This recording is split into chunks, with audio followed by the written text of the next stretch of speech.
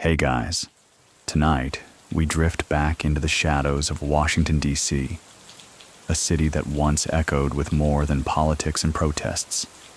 In the 1980s and 90s, the streets told their own stories, full of fast cars, fast cash, and the kind of men who didn't blink when a gun was drawn. In those alleys, beneath those flickering street lamps, there was one name that whispered louder than the rest: Wayne Perry. You'd hear it said, not with admiration, but with a mix of fear and awe.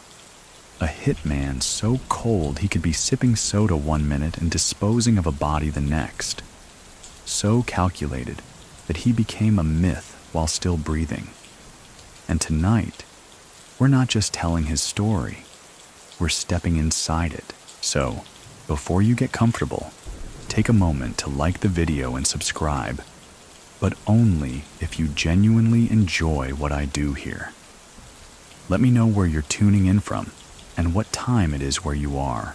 Now dim the lights, maybe turn on a fan for that soft background hum, and let's ease into tonight's journey together. Wayne Perry was born in November 1962 in the heart of Washington, DC, a capital city draped in marble and myth, but hiding pockets of desperation. He grew up in the southwest section of the city, where opportunity was scarce and the pavement cracked under more than just weather. There were two DCs even then, one above ground, and one buried beneath it in codes of silence, survival, and sudden violence. His father wasn't there. His mother tried her best, but there's only so much a single parent can do when every corner offers a new kind of danger. Wayne wasn't a big kid, not at first. But what he lacked in size, he made up for in eyes. Those sharp, steady eyes that didn't flinch. He watched the older kids, the hustlers, the men with gold chains and respect. Not out of admiration, but calculation. Before most kids his age could memorize multiplication tables, Wayne understood street currency. Fear. It's whispered that by 10 years old, he'd already gotten into scraps that ended with someone bloodied. And by 12, he wasn't just defending himself, he was setting the rules. He wasn't dumb. That's a mistake people make about street enforcers. Wayne Perry could have been anything. Teachers who tried to reach him often walked away with the same sigh. They saw the intellect, the potential, but they also saw that flicker of detachment. Like he knew the world was rigged, and he'd rather build his own rules than play someone else's game. Washington, D.C. was changing. The post-Vietnam lull was giving way to crack cocaine's arrival. By the early 80s, Perry was in his teens and already carrying himself like someone double his age. While most of his peers were caught up in teenage bravado, Wayne didn't talk much. He didn't posture. He didn't need to. Those who tried him didn't try again. One of the earliest stories that still circulates among old heads is the time a much older guy tried to rob him. Wayne didn't yell, didn't threaten. He followed the guy home later that night and beat him so badly, the man moved out of the neighborhood the next morning. Message sent, message received. What made Wayne different wasn't just the violence. It was the calm. He could be joking with you, laughing, and if you disrespected him in the next breath, he'd shift. Still calm, still composed. But behind those eyes, something ancient, something dangerous. By 15, Perry wasn't a kid anymore. He was a known enforcer on the block. People started calling him by his full name, Wayne Perry, as if reducing it to Wayne didn't do justice to the energy he carried. If he walked down the street, people crossed over. If he entered a corner store, the laughter died down just a little. He wasn't flashy, not yet. No fur coats, no big gold chains. That came later. In these early days, his currency was fear and precision. He kept his circle tight, his mouth tighter. and his movements calculated. What most don't realize is that Wayne actually tried to avoid unnecessary bloodshed in the beginning. He wasn't a reckless killer. He had a code: disrespect him, betray him, or harm someone close to him. Then yes, you'd have a problem. But random violence? That wasn't his style, not then. The neighborhoods of Berry Farm, Simple City, and Congress Heights became part of his domain. He walked like a man who didn't need to prove anything. And that, ironically, proved everything. Many people still think that had he chosen a different mentor, a different influence, Wayne Perry could have gone legit. Maybe military, maybe law enforcement. He had the focus, the strategy, the fearlessness. So what do you think? Would that path have changed anything, or just delayed the inevitable? There's one moment, early in his story, that people close to him recall. He saw a group of kids roughing up a smaller boy near a basketball court. He stepped in, not with fists, but with a stare and a question. "Y'all feel strong jumping one kid?" The bullies left. The boy ran. Wayne didn't chase clout. He just believed in a different kind of justice. And that sense of justice, twisted, street-bound, unbending, would become his identity. By the time he turned 17, DC was already muttering his name, quietly, carefully. And Wayne? He was just getting started. Southwest DC didn't raise saints. It raised survivors. And Wayne Perry was its most potent creation. As he stepped into adulthood, the city around him was imploding. The crack epidemic wasn't a rumor anymore. It was on every corner, in every conversation, bleeding into families and draining the life out of neighborhoods that had already been on life support. Perry didn't jump into the drug game right away. That wasn't his lane. His instinct leaned toward enforcement, not distribution. In a world where everyone was trying to flip packs, he built his worth protecting those packs. He didn't sell dope. He protected the ones who did and eliminated the ones who didn't pay up. By 1980, DC was considered the murder capital of the country.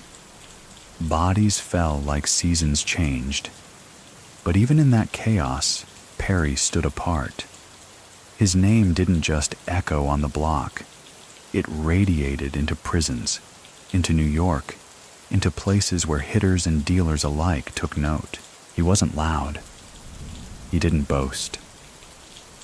But he moved with the kind of confidence that made guns irrelevant.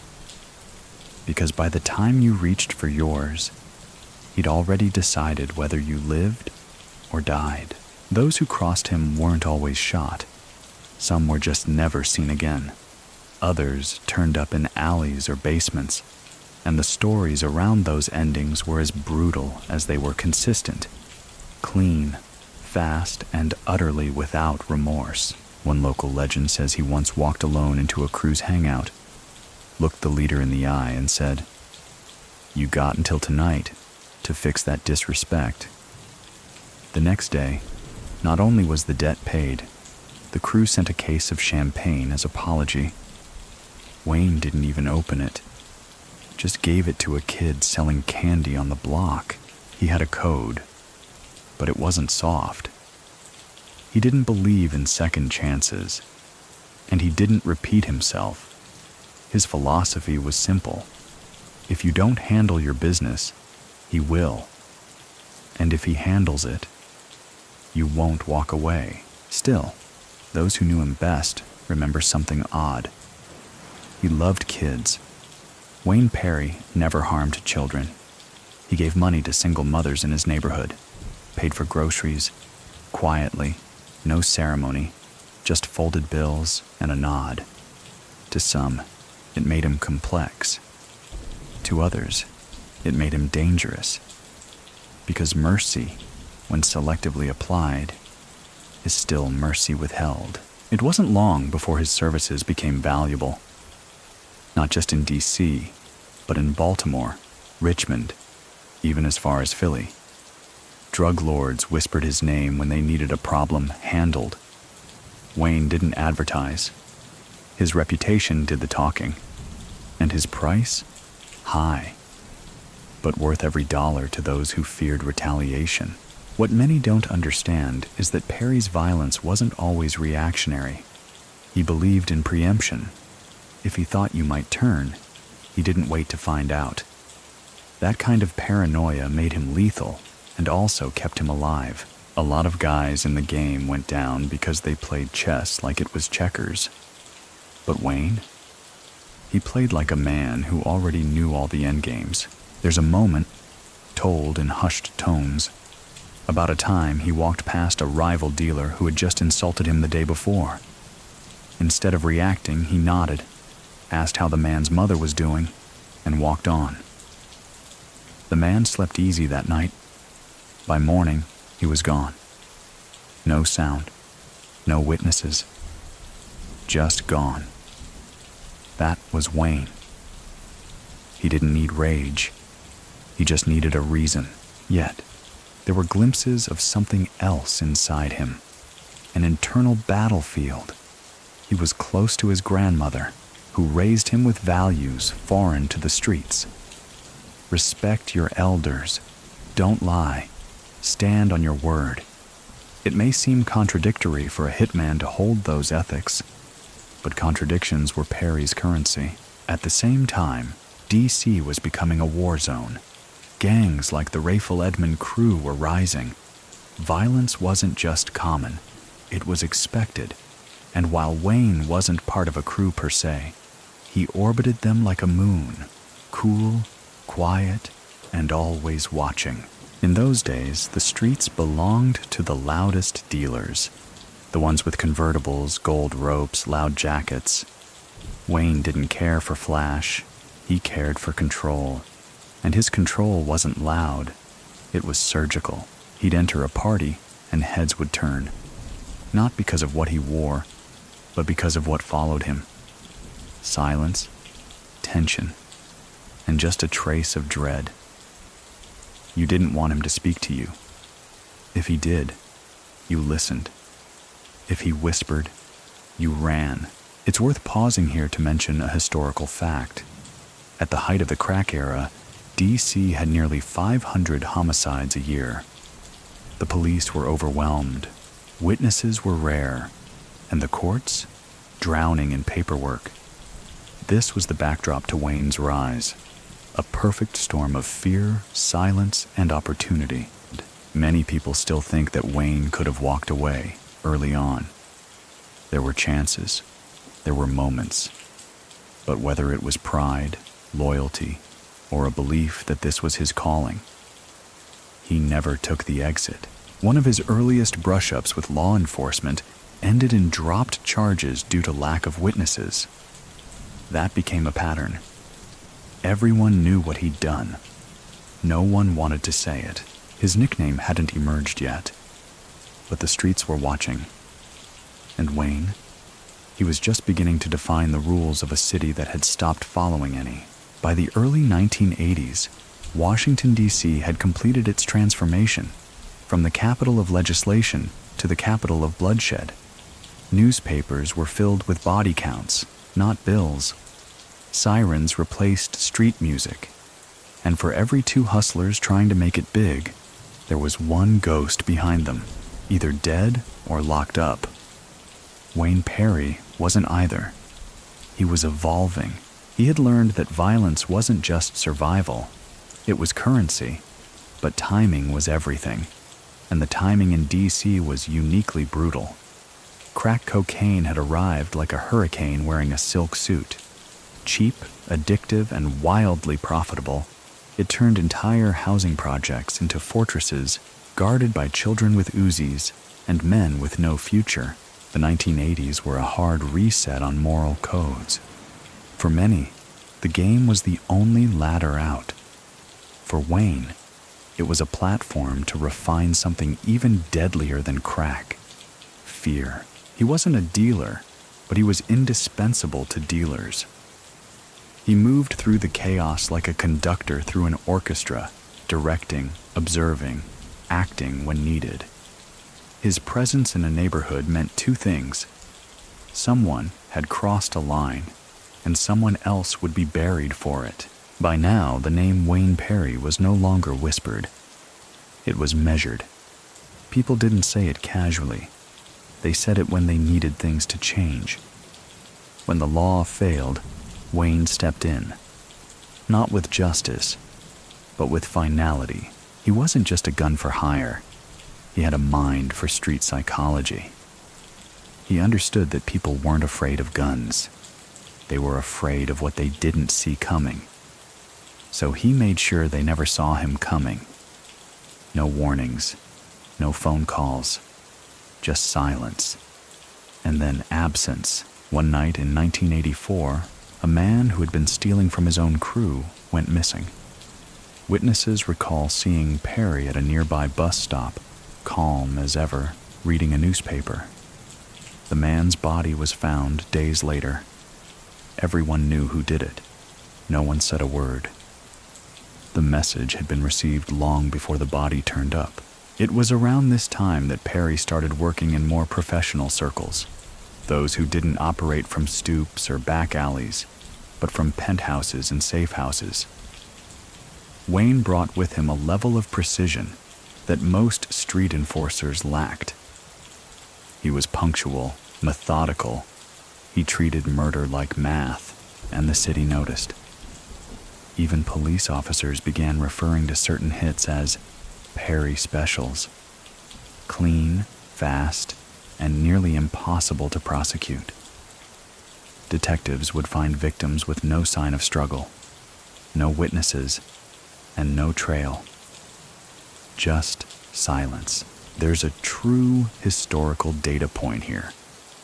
Between 1985 and 1990, the homicide clearance rate in DC dropped below 50%. Half of the murders were never solved. It wasn't incompetence, it was fear. And Wayne Perry was a significant contributor to that silence. Yet oddly, he still lived in the same neighborhoods. He didn't hide behind gates or hire security. He was the security.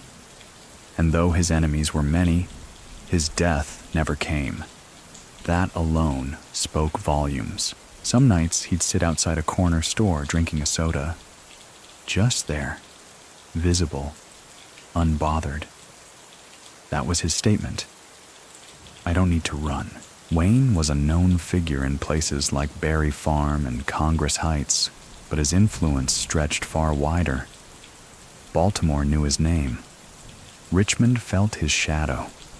Even Philly had stories about a DC enforcer who didn't blink and didn't miss. Many people still think that the government underestimated the influence of individuals like Wayne.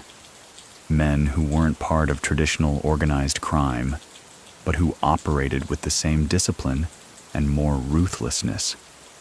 So, what do you think? Was Perry just a product of a broken system, or something the system helped create? He didn't start out alone, of course. He had a circle. Men who moved with him, drove for him, sometimes executed for him. But even among them, he stood apart. He didn't tolerate mistakes. One rumor says he once punished a close friend, not for disloyalty, but for lateness.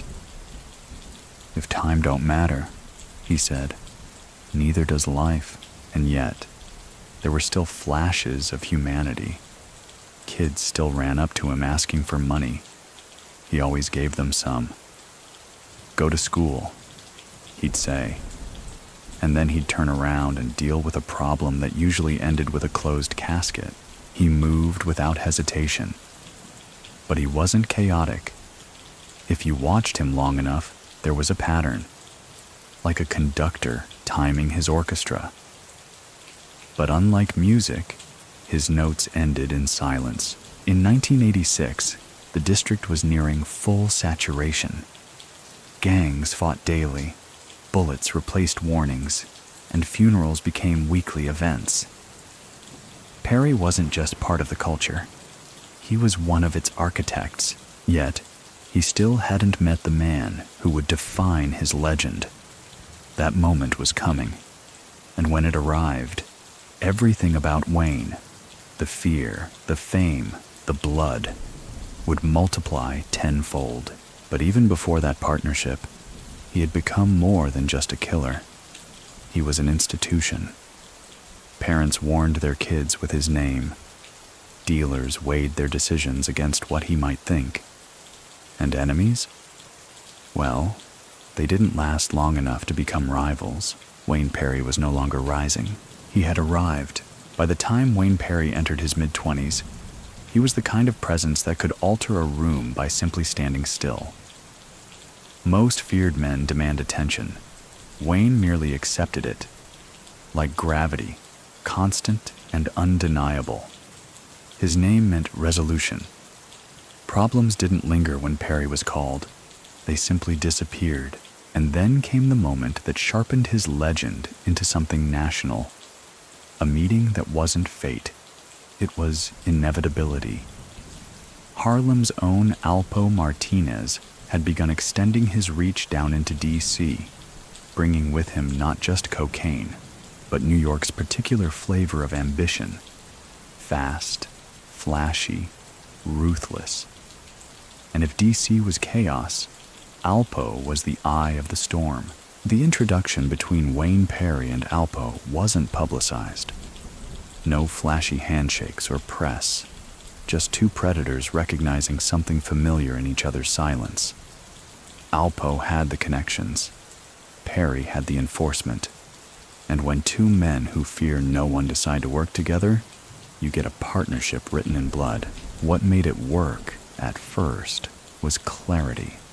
Alpo needed someone in DC who could enforce loyalty, eliminate threats, and do so with such precision that it didn't ripple back to him.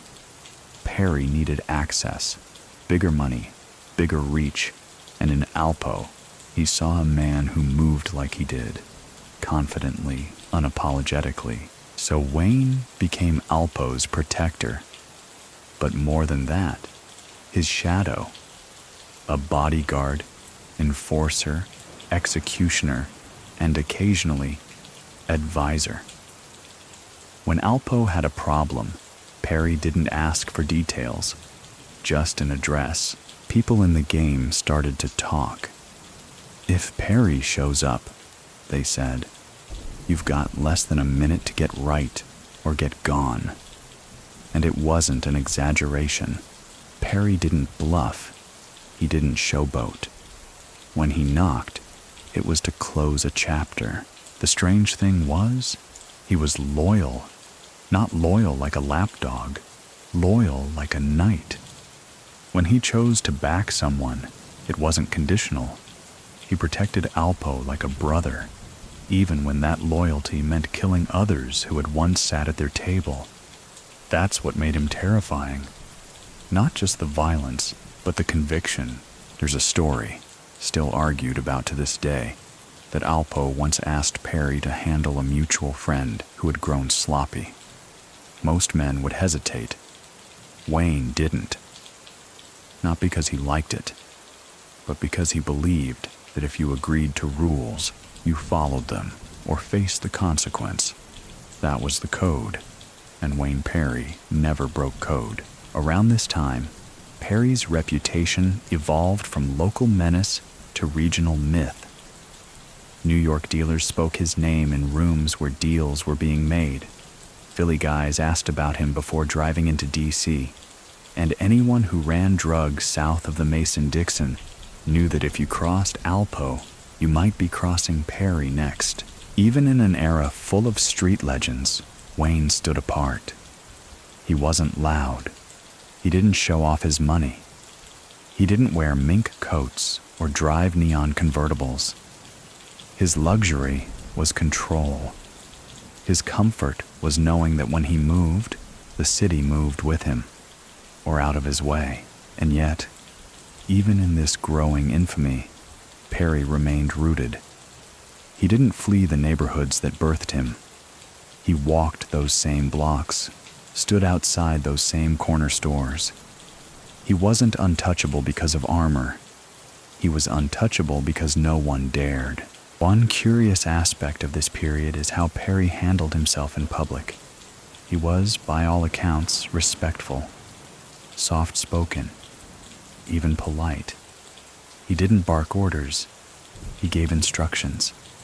And yet, the weight of those instructions crushed people's spirits before they ever heard them. His calm was more unsettling than any scream. There's an anecdote from a DC barbershop, a neutral ground of sorts, where Perry walked in one day and everyone went silent. Not out of fear, but out of reverence. He nodded to the barber, sat down, and waited his turn. A man in the chair offered to let him go first. Perry smiled and said, "I got time." That was the thing. He never rushed, never fidgeted. Because when you own the room, the clock doesn't tick without your permission. Many people still think that Wayne Perry wasn't just a product of the streets, but the streets' ultimate version of accountability. In a world full of backstabbers and opportunists, he was a man of his word, even if that word came wrapped in violence.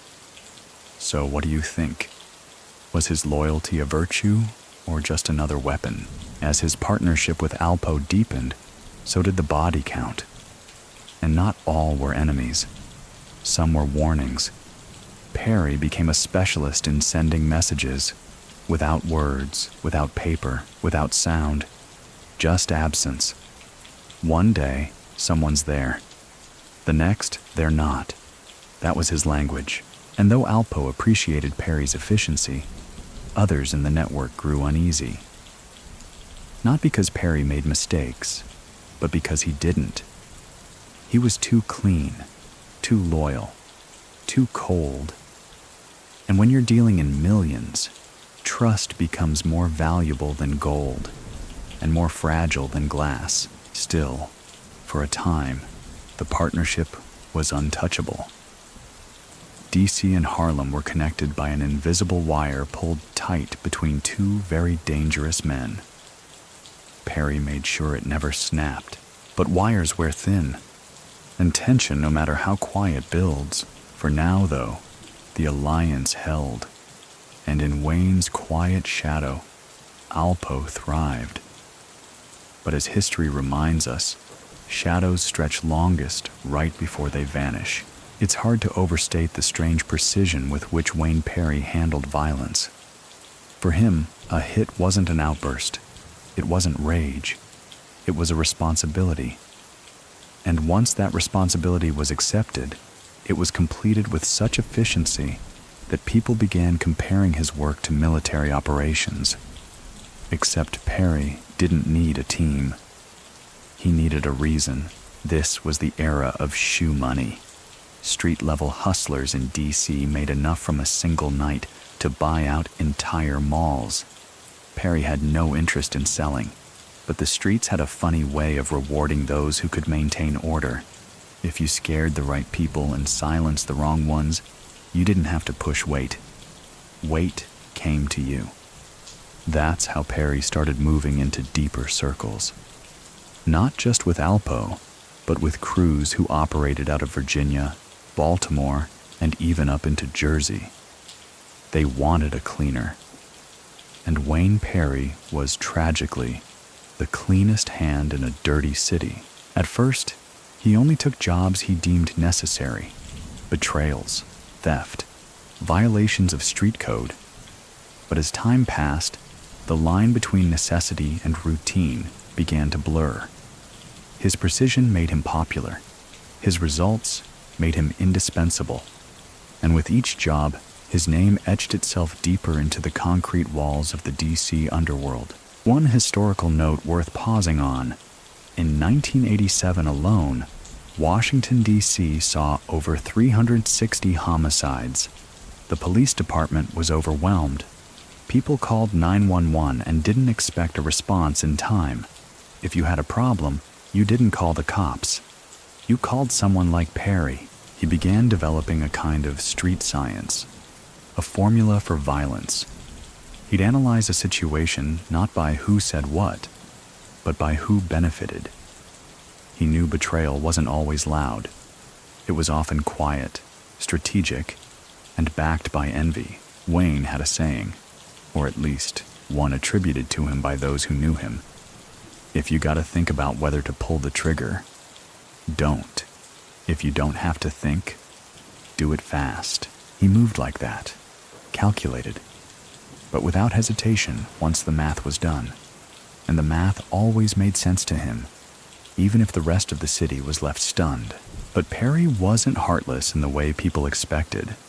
He wasn't out robbing grandmothers or shooting up blocks full of children. In fact, he had a quiet affection for the elderly and the young. If a grandmother was struggling with groceries, he'd carry them upstairs. If a local kid got robbed of lunch money, Perry might show up at the offender's door. With conversation or consequence, still, he wasn't above sending a message. In fact, he perfected it. One time, after a crew disrespected a friend of his, Wayne didn't kill the leader. He removed 2 of the man's lieutenants in 1 week. No threats, no warnings, just absence. The crew folded within days. Another story, again, impossible to verify but told with eerie consistency, is that Perry once sat on a rival's car hood outside a nightclub, waiting. Not hiding, not moving, just waiting. The rival never came out.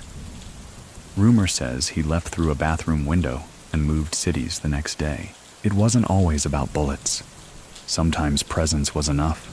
Perry's inner circle remained small. He didn't trust easily, and he didn't forgive twice.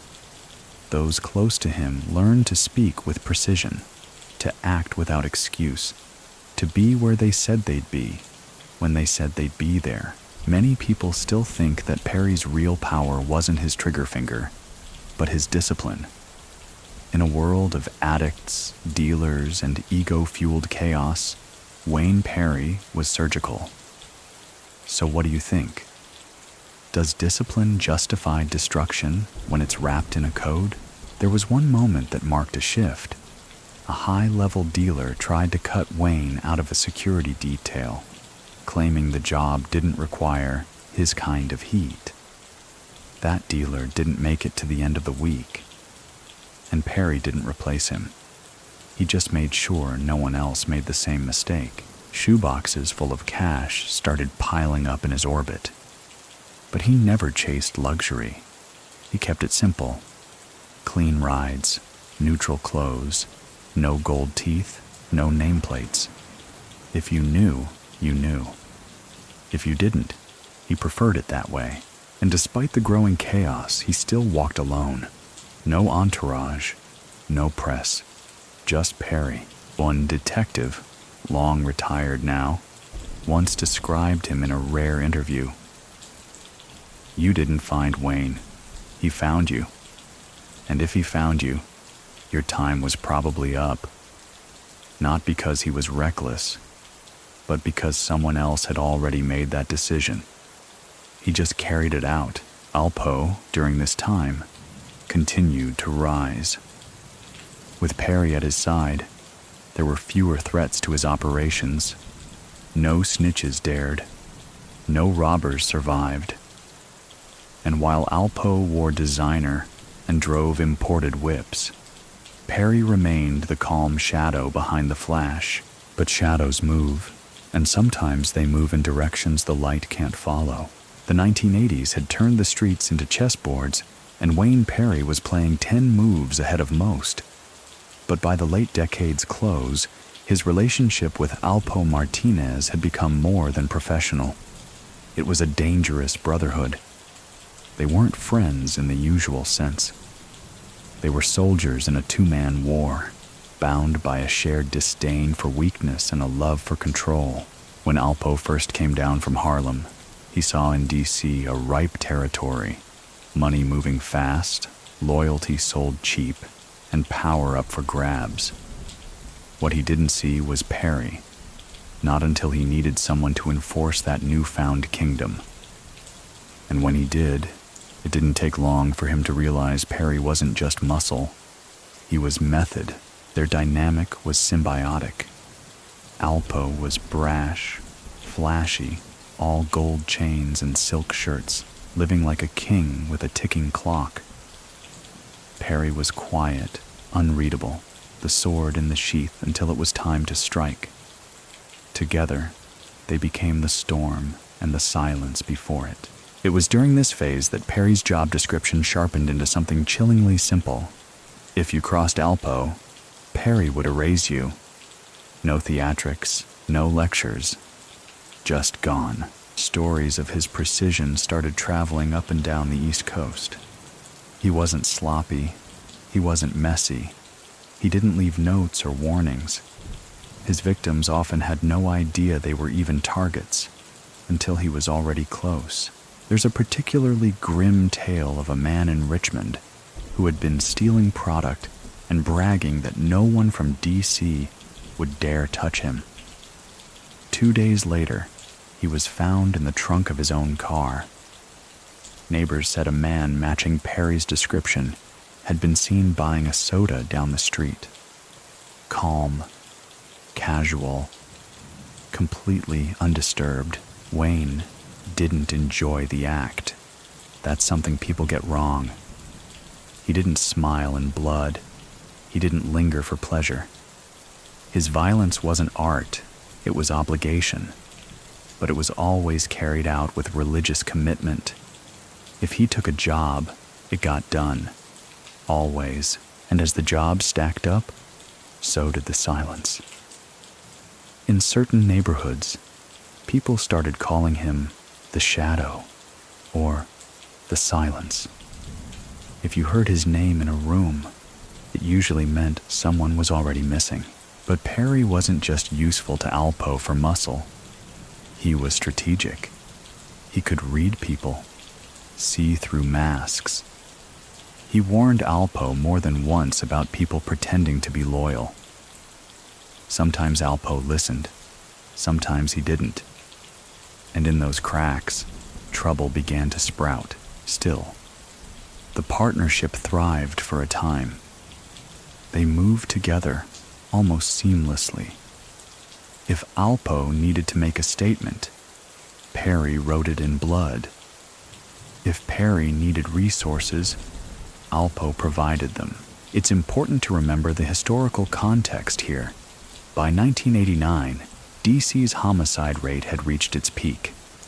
More than 450 people were murdered that year, and many of those cases were linked, directly or indirectly, to the ripple effects of Perry and Alpo's rise. Law enforcement noticed. They didn't always have names, but they saw the patterns. Bodies dropped when certain players moved. Phone lines lit up after specific license plates were spotted. And yet, no one would talk. Witnesses vanished. Evidence evaporated. The streets were mute. Perry's code had spread. One DEA agent later remarked, "People were more afraid of Wayne Perry than prison." That tells you something. Many people still think that Perry and Alpo could have created a criminal empire to rival the mafia if paranoia hadn't gotten in the way. So what do you think? Could they have lasted if they'd trusted each other longer? Or were they always destined to implode? The truth is, even in the middle of dominance, cracks began to show. Alpo was impulsive. He liked attention.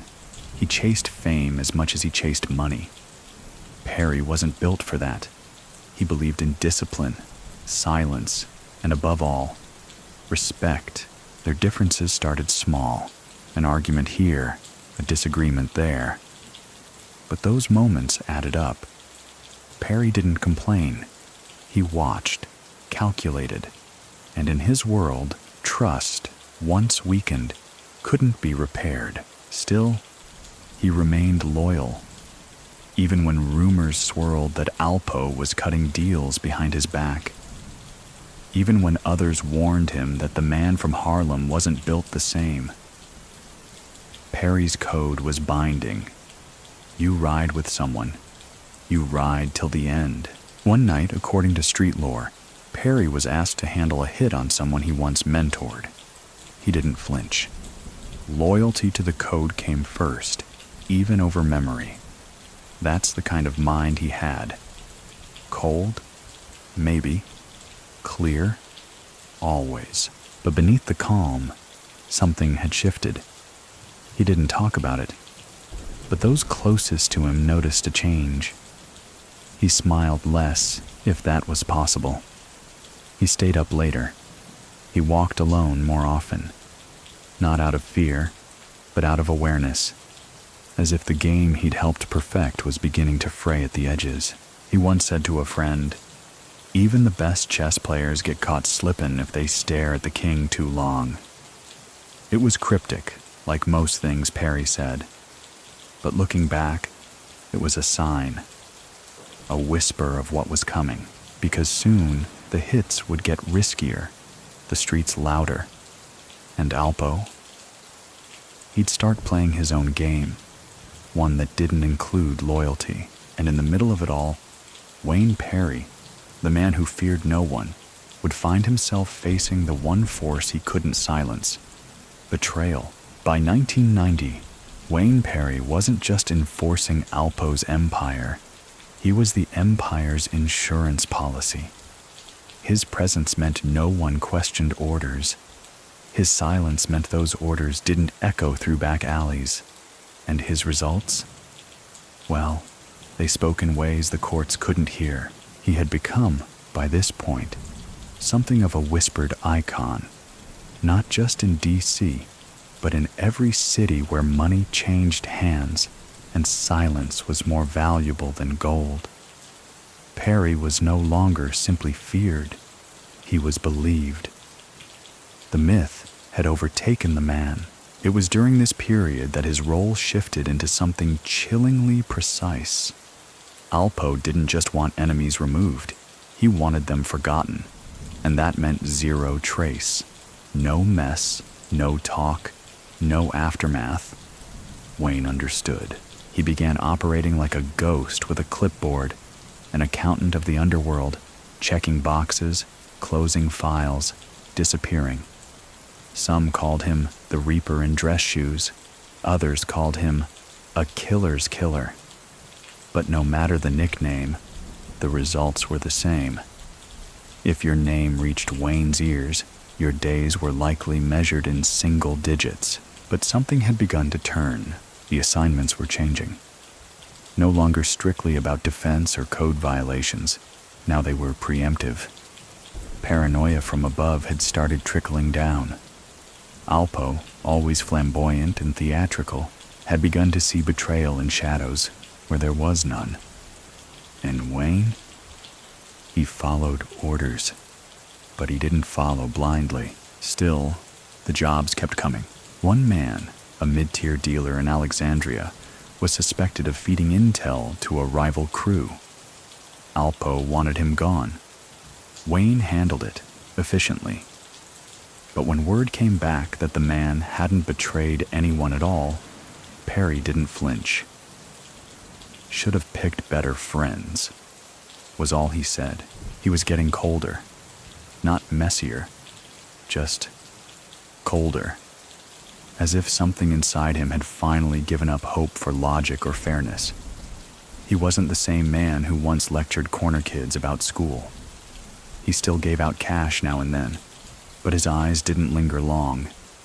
His trust had evaporated, and with it, the thin humanity that used to hover behind his stare. Many people still think that Perry never fully trusted Alpo, even at their peak.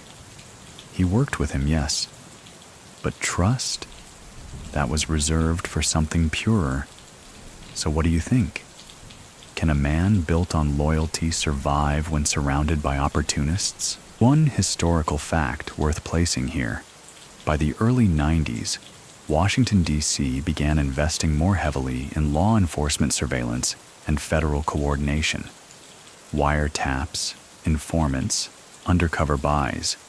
It all started gaining momentum. What used to be whispered was now being recorded. And Alpo, for all his charm and firepower, had a flaw. He liked to talk. Wayne didn't. And that made him both harder to catch and harder to understand. But it also isolated him.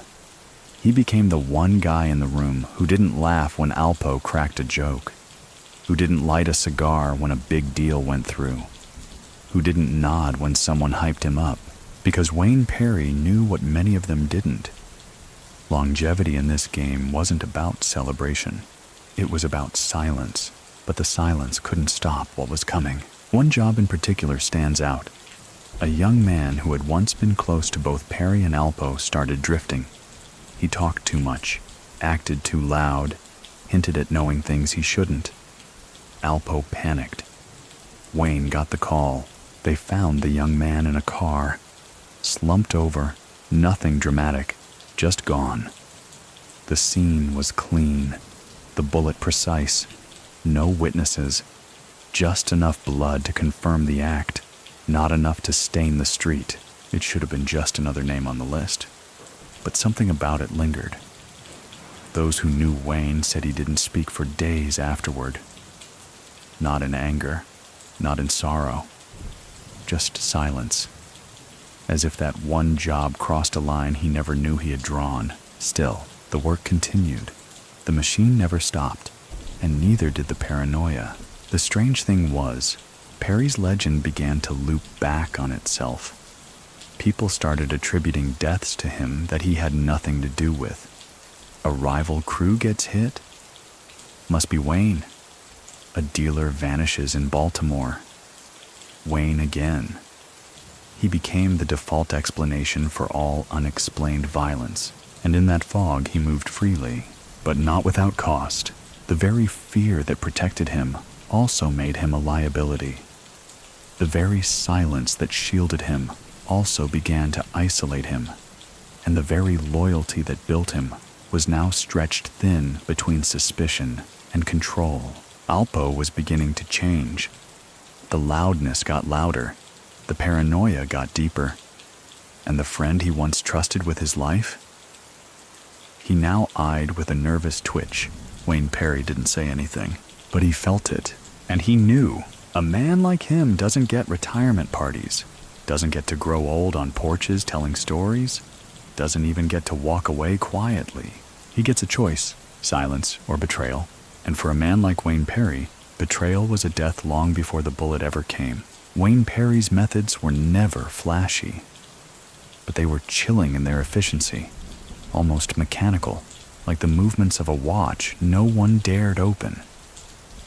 By now, even the boldest of dealers in DC knew the stories. They didn't need confirmation. They'd seen enough friends vanish.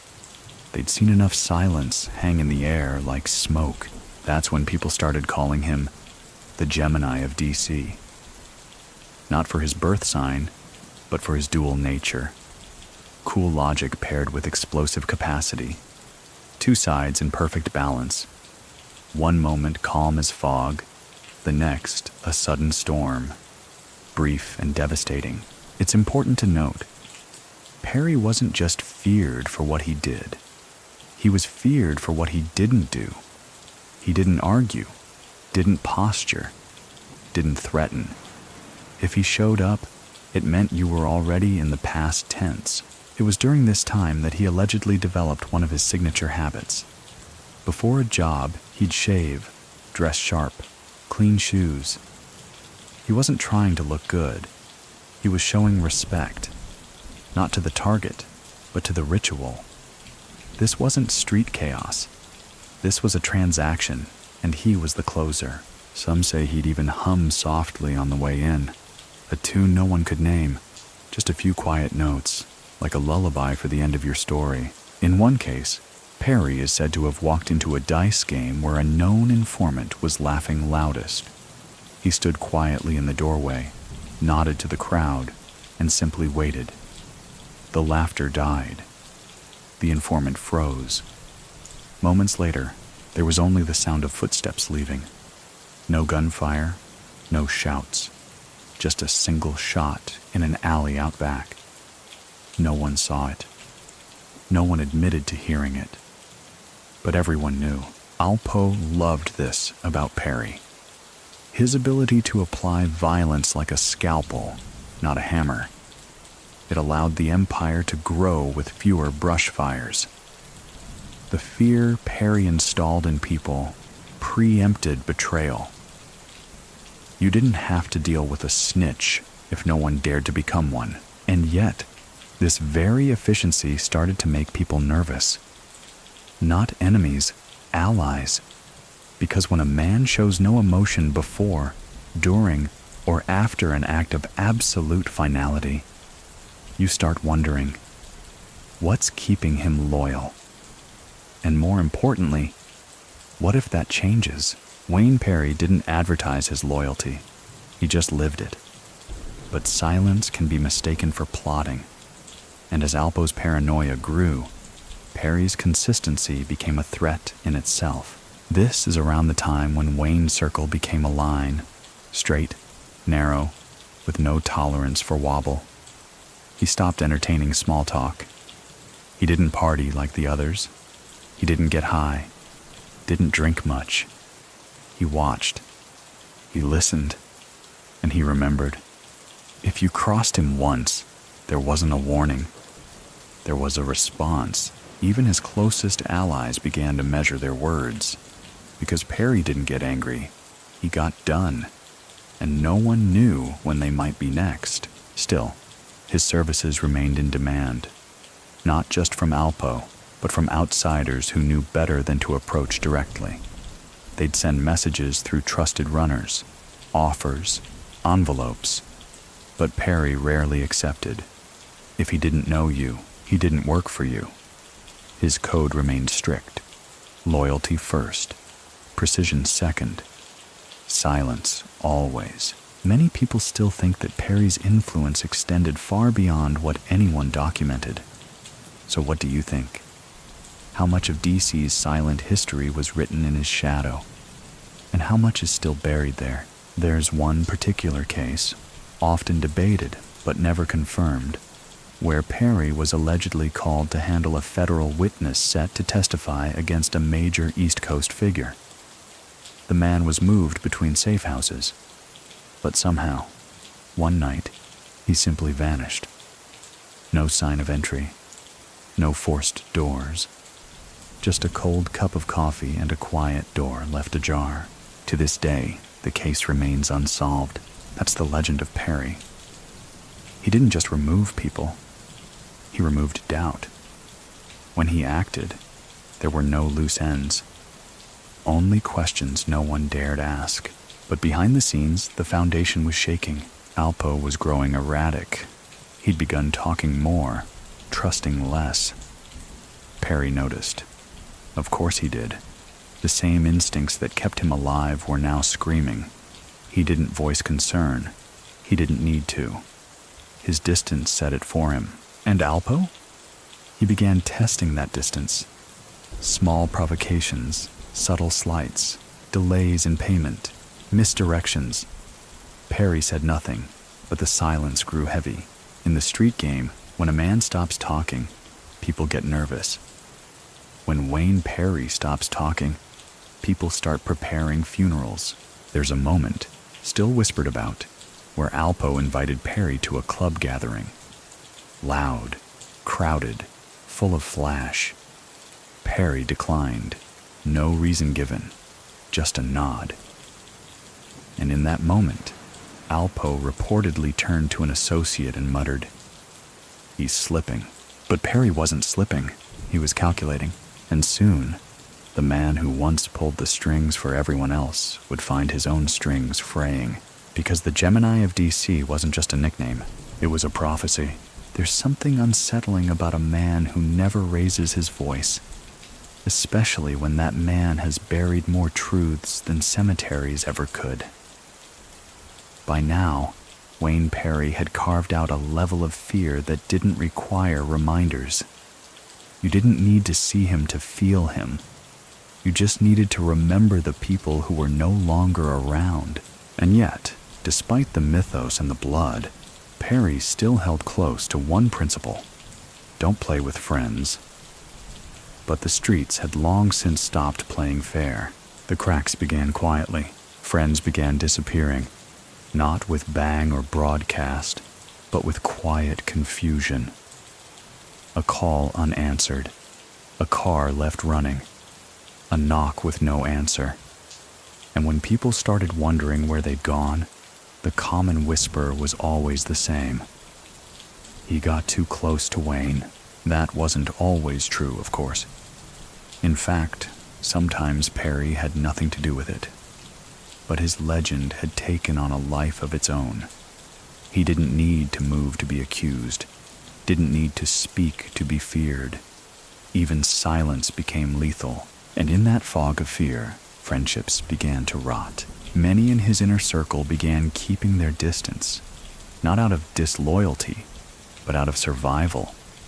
One wrong word, one misstep, one slip, and you might be next. Perry didn't tolerate accidents. He didn't believe in them. To him, everything had a pattern, and if someone crossed a line, it wasn't a mistake.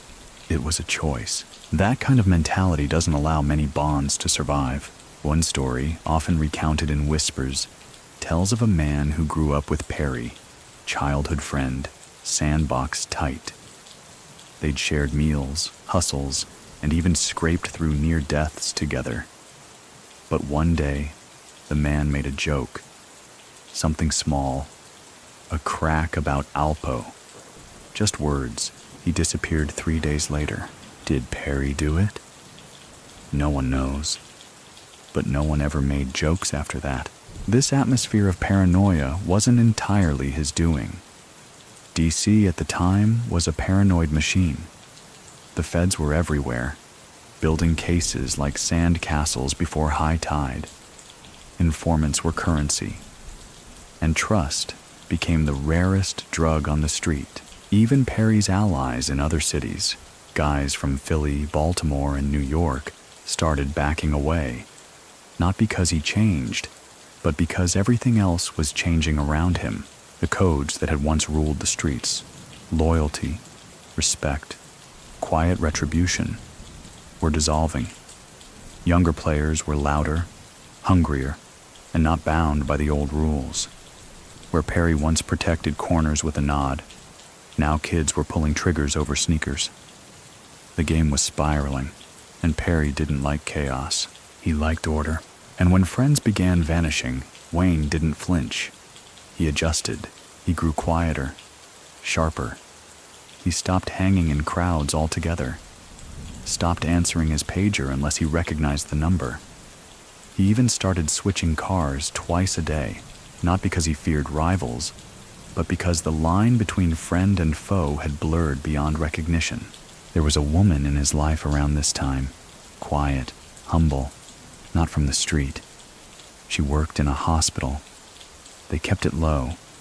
No jewelry, no cohabitation, no photos. She later told a journalist, off record, that Wayne was polite, funny even, but he never turned off the switch. Not once. Even in love, he was locked in. That wasn't just exhaustion. That was preparation. Because he always knew, that betrayal doesn't shout. It whispers. And in those final months of his street career, the whispers got louder. Alpo had grown flashy beyond control. He started cutting deals behind Perry's back, started second-guessing hits, started building connections that didn't include the man who once cleared his path. Wayne noticed, and so did others. The silence between them grew like a wound. What once had been brotherhood now resembled a negotiation. Perry didn't argue. He didn't ask questions. He just started moving like a man on his own time. Many people still think that if Alpo had kept the loyalty pure, Perry would have died for him. So what do you think? Does every empire fall from betrayal? Or do some fall from boredom? There's another name, one of Perry's so-called inner crew, who also vanished. He was last seen stepping into a gray sedan outside a corner store. No witnesses. Just a smudge of tire tracks and an empty candy wrapper left near the curb. No one ever confirmed who picked him up, but everyone assumed. Perry didn't kill out of anger. He killed out of order. and in a world that had become loud and sloppy, he still moved with the elegance of a surgeon. Even his enemies respected him. One rival was once caught on wiretap saying, "If I gotta go, I'd rather it be Wayne. At least it'll be quick." That wasn't a compliment. That was a concession, because Perry didn't just kill bodies, he erased names.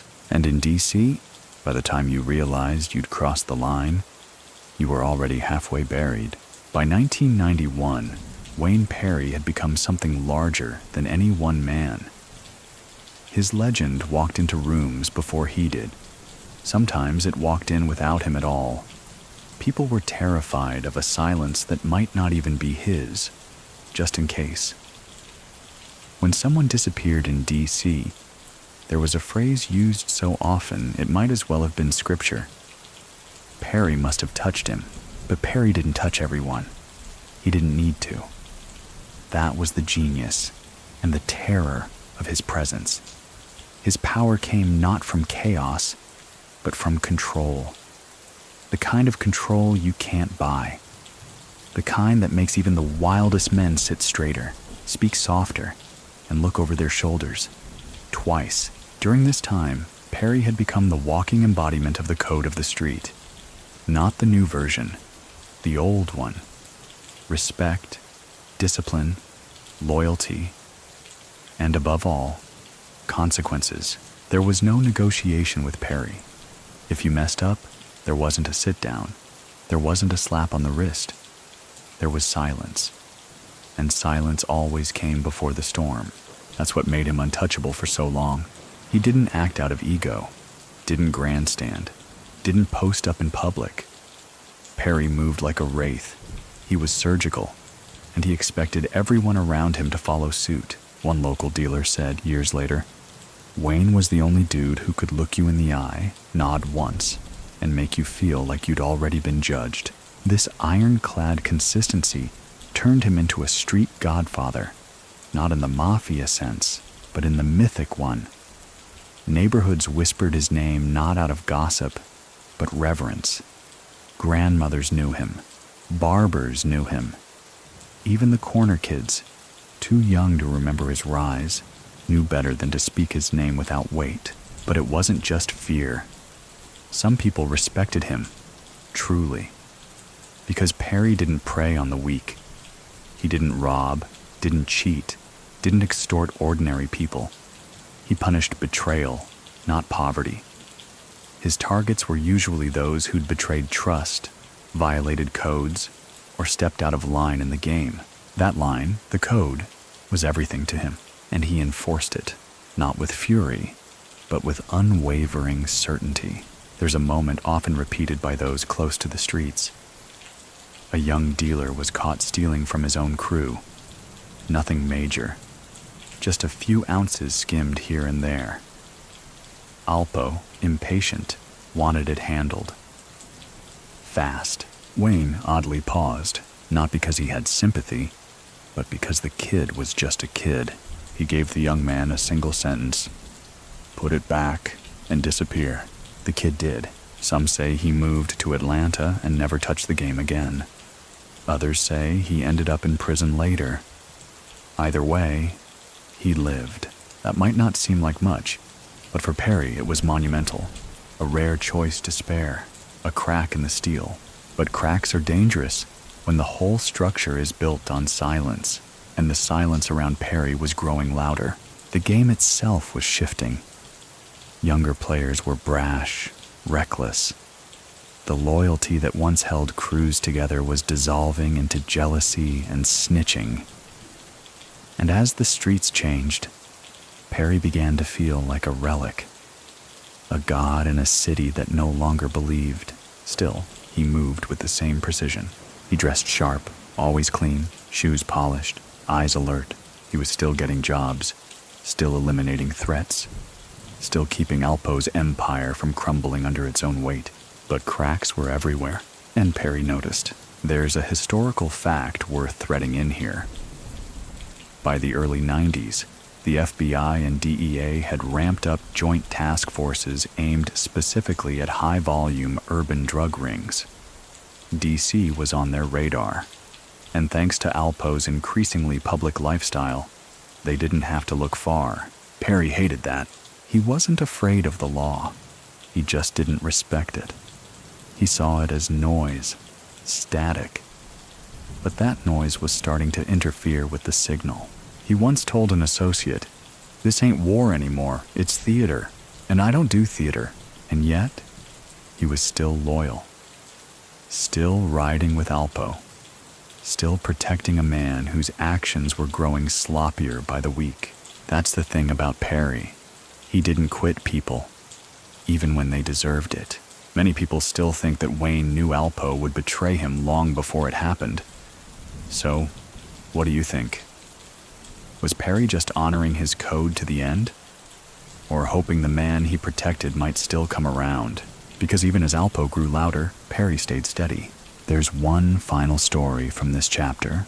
A quiet night outside a corner liquor store. Perry parked his car, got out, bought a single ginger ale, and leaned against the hood for 10 minutes, just watching the street. Not scanning, not plotting. Watching, like a man reading the final pages of a book he already knew the ending to. One local who passed by said later, "He didn't look worried, just tired.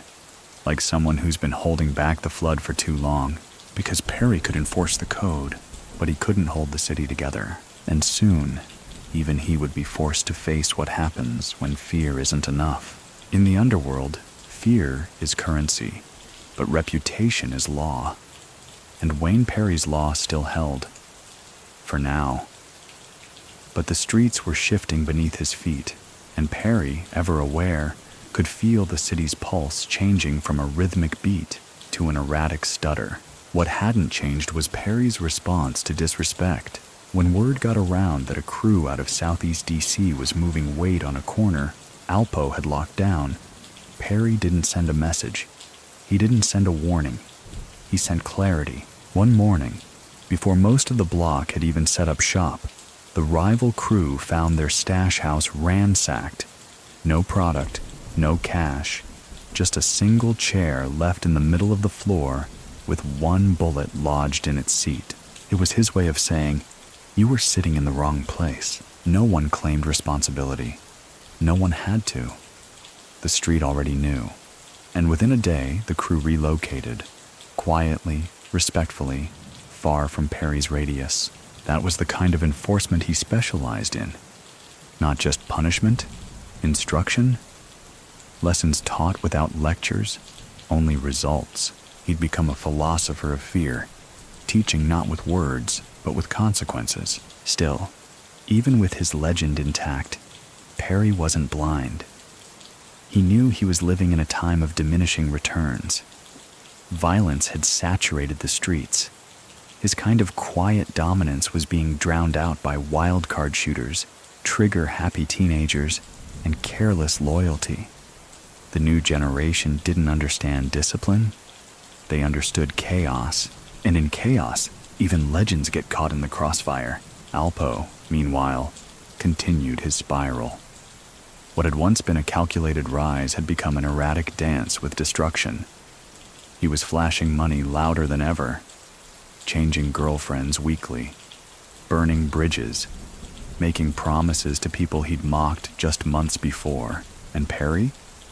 Still loyal, still cleaning up behind him, still keeping enemies at bay. But respect doesn't last when the man you're protecting becomes a liability. There's a moment, deep in the lore, when Perry confronted Alpo in a small hotel room after an out-of-town mess that almost got both of them jammed up. Perry, calm as ever, said, "You need to start thinking 3 moves ahead again, or get out the way." Alpo laughed, said something slick. Perry didn't respond, just stood, stared at the floor for a beat too long, and walked out. That walk was the beginning of the end. The trust that once flowed freely between them had dried into dust. Where Perry once saw a partner, he now saw an unpredictable variable. And for a man who lived by code and consequence, unpredictability was the ultimate red flag. Still, Perry didn't make the first move. He never did. Even as rumors swirled that Alpo had started talking to people he shouldn't, Perry remained still. And this is where the code gets tested. When you know betrayal is on the horizon, but your loyalty tells you to wait until it arrives, that waiting cost Perry more than time. It cost him allies. More than one close associate drifted away. Not because of beef, but because of fear. Fear that when Alpo went down, Perry would go down too. Guilt by association. Or worse, retribution by proximity. So slowly, Perry's circle became a dot, and yet he never changed. He still walked with the same quiet, still dressed with care, still moved alone, still answered when called, even if the call came from a man he no longer trusted. That's the weight of a code. It drags you through decisions your instincts scream against. And Perry, he'd silenced instinct years ago. There's another story from this period, this one confirmed. A mid-level enforcer under Alpo crossed a line, acted on a grudge, killed a neutral party, brought heat to the entire operation. Alpo hesitated. Perry didn't. He handled it, quickly, quietly. The body never surfaced. But afterward, Perry didn't return to the usual routine. He went dark, off-grid. For days, when he came back, he said only this: "Don't call me unless it's worth everything." That line rippled across the network, because for a man like Perry, everything meant finality. And when the streets heard that he was willing to risk everything, even for the man he no longer trusted, they didn't see loyalty. They saw inevitability. Many people still think that Perry's loyalty was his greatest strength and his greatest flaw. So what do you think? Is a code still noble when it keeps you chained to your own undoing? There's one last moment from this stretch that deserves mention. A young upstart, trying to make a name, tried to punk a local spot Perry used to frequent, claimed the old heads were washed, that the city had changed, that no one ran anything anymore. A week later, the kid's car was found untouched, parked perfectly at the edge of a playground. Inside, nothing, just the air freshener swinging. The kid was never seen again. No noise, no news, just a clean cut in the timeline. People knew. They always did. Because when Perry acted, the silence spoke. And by now, that silence was starting to hum louder than ever, because the next job was coming. The one that would test not just Perry's skill, but his soul. By late 1991, Wayne Perry's world had shrunk to the point of suffocation. Not geographically, he still moved through DC freely, untouched, but philosophically. The code that had once governed everything was becoming less a map and more a memory. Loyalty, respect, silence. They still lived in him. But outside, they were being bought, bent, and broken on every block. And Alpo was unraveling. What had once been a brilliant partnership was now a dangerous liability. Alpo had grown sloppy. He chased shine like a child chasing fireflies. Flashy cars, louder parties, newer women. He talked too much, promised too freely, and forget too often who had built the foundation under his feet. But Perry hadn't forgotten. He was still operating like he always had. Precise, clean, disciplined. But the calls he received were different now. Sloppier, less strategic, more desperate. The kind of calls that get men killed not because of what they do, but because of what they don't anticipate. Then came the job that changed everything. A man named Garrett, mid-level, smart, connected. Rumors swirled that he was stepping out of line, talking to people he shouldn't, forming alliances too quietly. Alpo wanted him gone, not questioned, not warned. Gone. He called Perry, and Perry delivered. The details are blurred intentionally. Too clean, too quick, too final. But what came after wasn't. Unbeknownst to Perry, Alpo had begun talking to the feds. The job on Garrett wasn't just about internal discipline. it was also a test of loyalty and a trap, because while Perry carried out the hit, the walls were already closing. Wiretaps, surveillance, informants. The federal case was being assembled piece by piece, and Perry, for all his precision, couldn't operate outside of betrayal. Not this kind. He didn't know it yet. Not fully. But the tremor was in the air. He felt it. Alpo started moving differently, dodging questions, avoiding contact, keeping secrets, Perry noticed. Still, he said nothing, because that was his way. He didn't ask why. He just watched. One night, Alpo called. Said he needed Perry for another job, another problem, another cleanup. Perry hesitated. It was the first time. He didn't say no. He didn't say yes. He just paused. And in that pause, a shift, because Perry had never hesitated before. Alpo noticed, and from that moment on, something unsaid passed between them. A fracture so subtle that only men like them could detect it. A suitcase and a silencer, that was all Perry needed. His tools, his comfort zone. He packed light, always had. He didn't carry photos, no keepsakes, just clean clothes, a weapon, and his code. And yet, as he zipped the bag shut that night, he knew this wasn't like the others. Not because of the job, because of the client. He no longer trusted the man giving the order, and when you don't trust the voice on the other end of the phone, the bullet you load into the chamber starts to feel a little heavier. There's a confirmed detail from this period. One of the few. Perry stopped staying in one place. He moved between safe houses. He changed routines. He checked his six more than usual. That wasn't paranoia. That was instinct. He knew the heat was coming. He just didn't know from where. Because betrayal isn't loud. It's soft, administrative, whispered in conference rooms and transcribed onto court documents. And while Perry was preparing for war, the real battle was already over. The betrayal had already happened. He just hadn't seen the paperwork yet. Many people still think that Perry knew exactly what Alpo was doing and allowed it to unfold simply to see how far the betrayal would go. So what do you think? Does silence in the face of betrayal mean denial or dignity?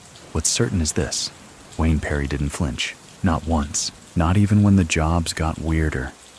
Not even when the trail got thin. Not even when people started asking quiet questions behind his back. Because Perry didn't fear enemies. He feared nothing. But betrayal? That's the one enemy you never see coming.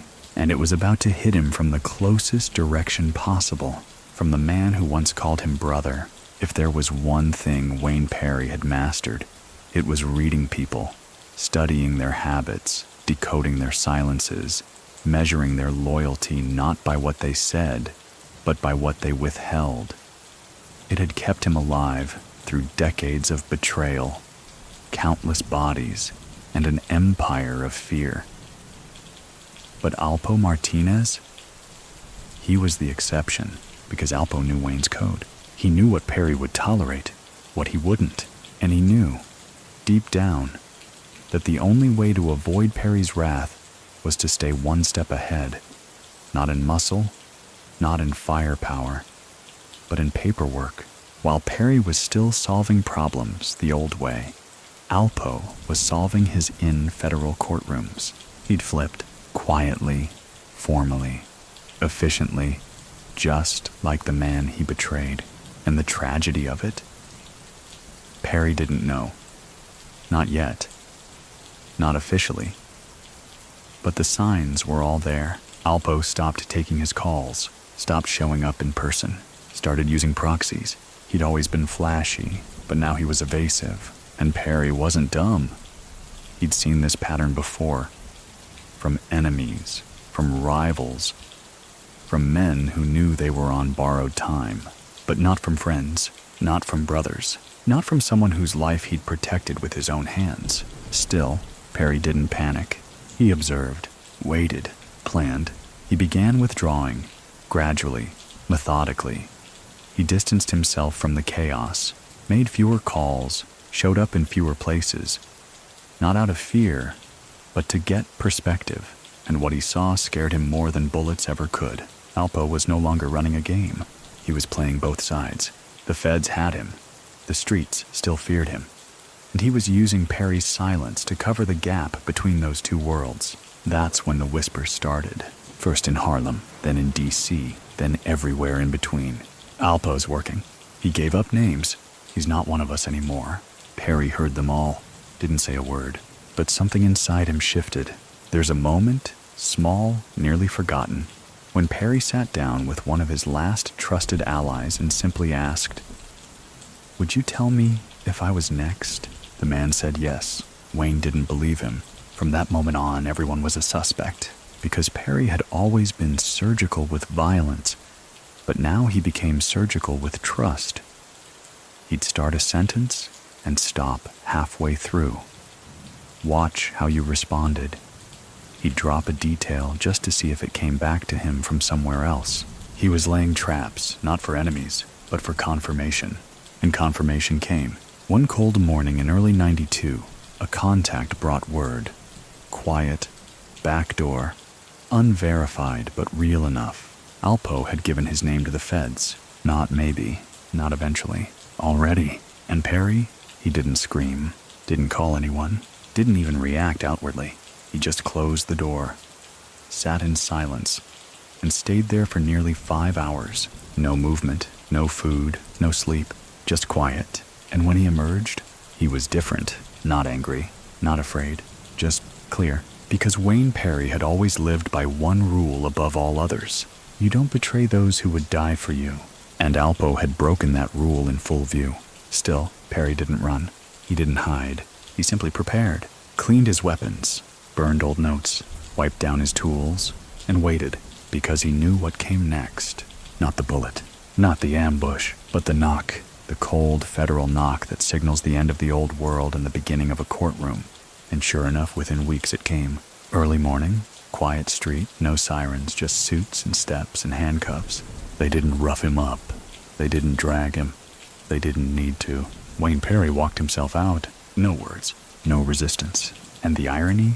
He looked calm, not because he was defeated, because he finally knew. The betrayal wasn't a theory anymore. It was on paper, signed, stamped, and sealed with the name of the only man he'd ever truly trusted. Many people still think that if Alpo had faced Perry before flipping, he never would have survived the conversation. So what do you think? Was Perry's silence at the end restraint or surrender? There's a photo of him being led away, dressed sharp, as always, chin high, expression blank.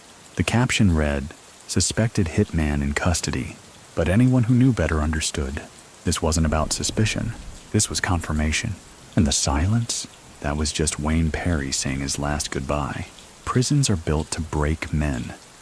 Steel bars, stone walls, cold floors, all designed not just to confine a body, but to wear down a mind. But when they locked up Wayne Perry, the walls had to adjust, because this was no ordinary inmate. This was a man who had lived more by silence than any guard ever could enforce. Wayne entered federal custody in 1992 with a calm that unsettled everyone around him. There was no outburst, no spectacle, just a quiet walk into a cell that felt more like a throne room than a cage. Guards watched him. Inmates watched him. And Perry? He watched everything. He was held at Lorton first, then later transferred to higher security institutions as the case against him grew. But from the moment he stepped inside, the hierarchy bent around him. Not because he was loud, but because his legend walked 2 steps ahead of him. Even inside, his name held weight. Stories followed him like shadows. New inmates would hear his name before they saw his face. That's the one from DC. The dude who moved with Alpo. They say he handled dozens. Wayne never confirmed, never denied. He simply existed, and that somehow was louder than anything he could have said. In federal custody, respect is currency. and Perry's account was full. No one disrespected him.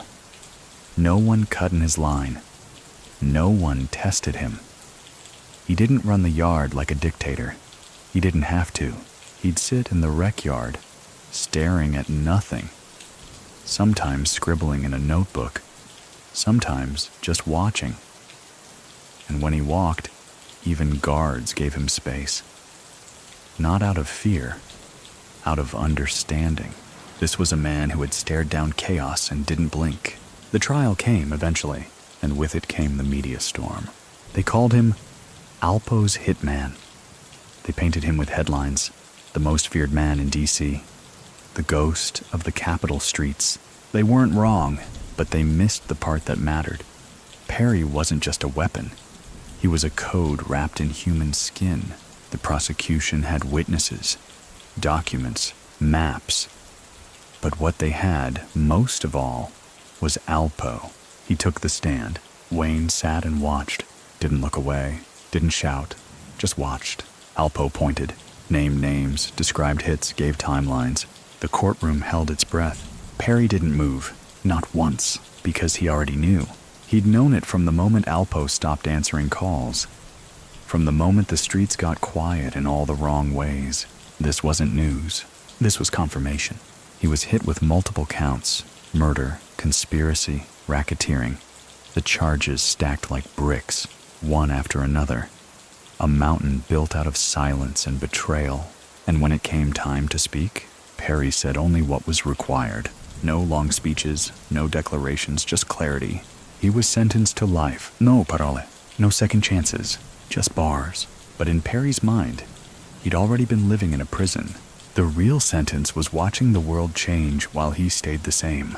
Many people still think that Perry could have flipped too. That if he had talked, if he'd testified, he could have cut years, maybe decades off his time. So what do you think? Does loyalty still matter when you're the only one keeping it? Because Perry didn't talk, not once. He refused to cooperate, refused to name names, refused to trade truth for freedom. He took his time like a man clocking in for work, because to him, the sentence wasn't the punishment. Breaking the code would have been. In the years that followed, his legend only grew. Even locked away, his name still carried fear. Young inmates would try to test him once. Never again. He didn't lash out, he didn't brag. He just moved with the same calm he always had, as if bars didn't matter, as if concrete was just another kind of sidewalk. He still received letters from the outside, from old allies, from strangers. Some sent praise, some sent fear, some begged him to tell his story. He never responded, but he kept them, stacked in a box. Quiet reminders of the world that once revolved around him. And while Alpo lived free for a time, brief, flashy, hunted, Perry remained still, unmoved, unbothered, unbroken. Because even behind bars, Perry held something Alpo never did: conviction. And that, more than bullets, more than headlines, is what turned him into legend. In the shadows of concrete and steel, Wayne Perry settled into the kind of routine that would have crushed most men. But routine had never bothered him. In fact, it was where he thrived.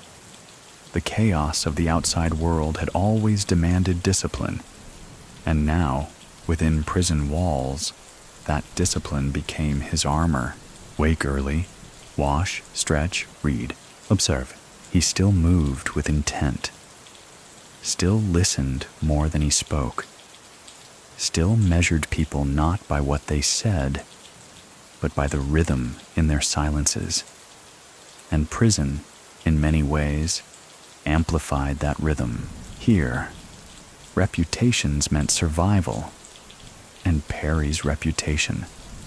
It preceded him like a shadow stretching down the tier. Guards spoke his name with clipped syllables. Inmates lowered their voices when they knew he could hear. The old-timers gave him nods. The younger ones, they gave him space. But Wayne wasn't looking to dominate. That had never been his way. He didn't run the yard. He didn't need to. He carried his own air. one that was neither confrontational nor submissive. He simply was, a presence you had to factor into every calculation, even if he never said a word. There were others locked up with stories to tell, men who'd once run blocks, led crews, moved bricks by the ton. But Perry? He never offered his, and if someone brought up his name, he'd glance at them once.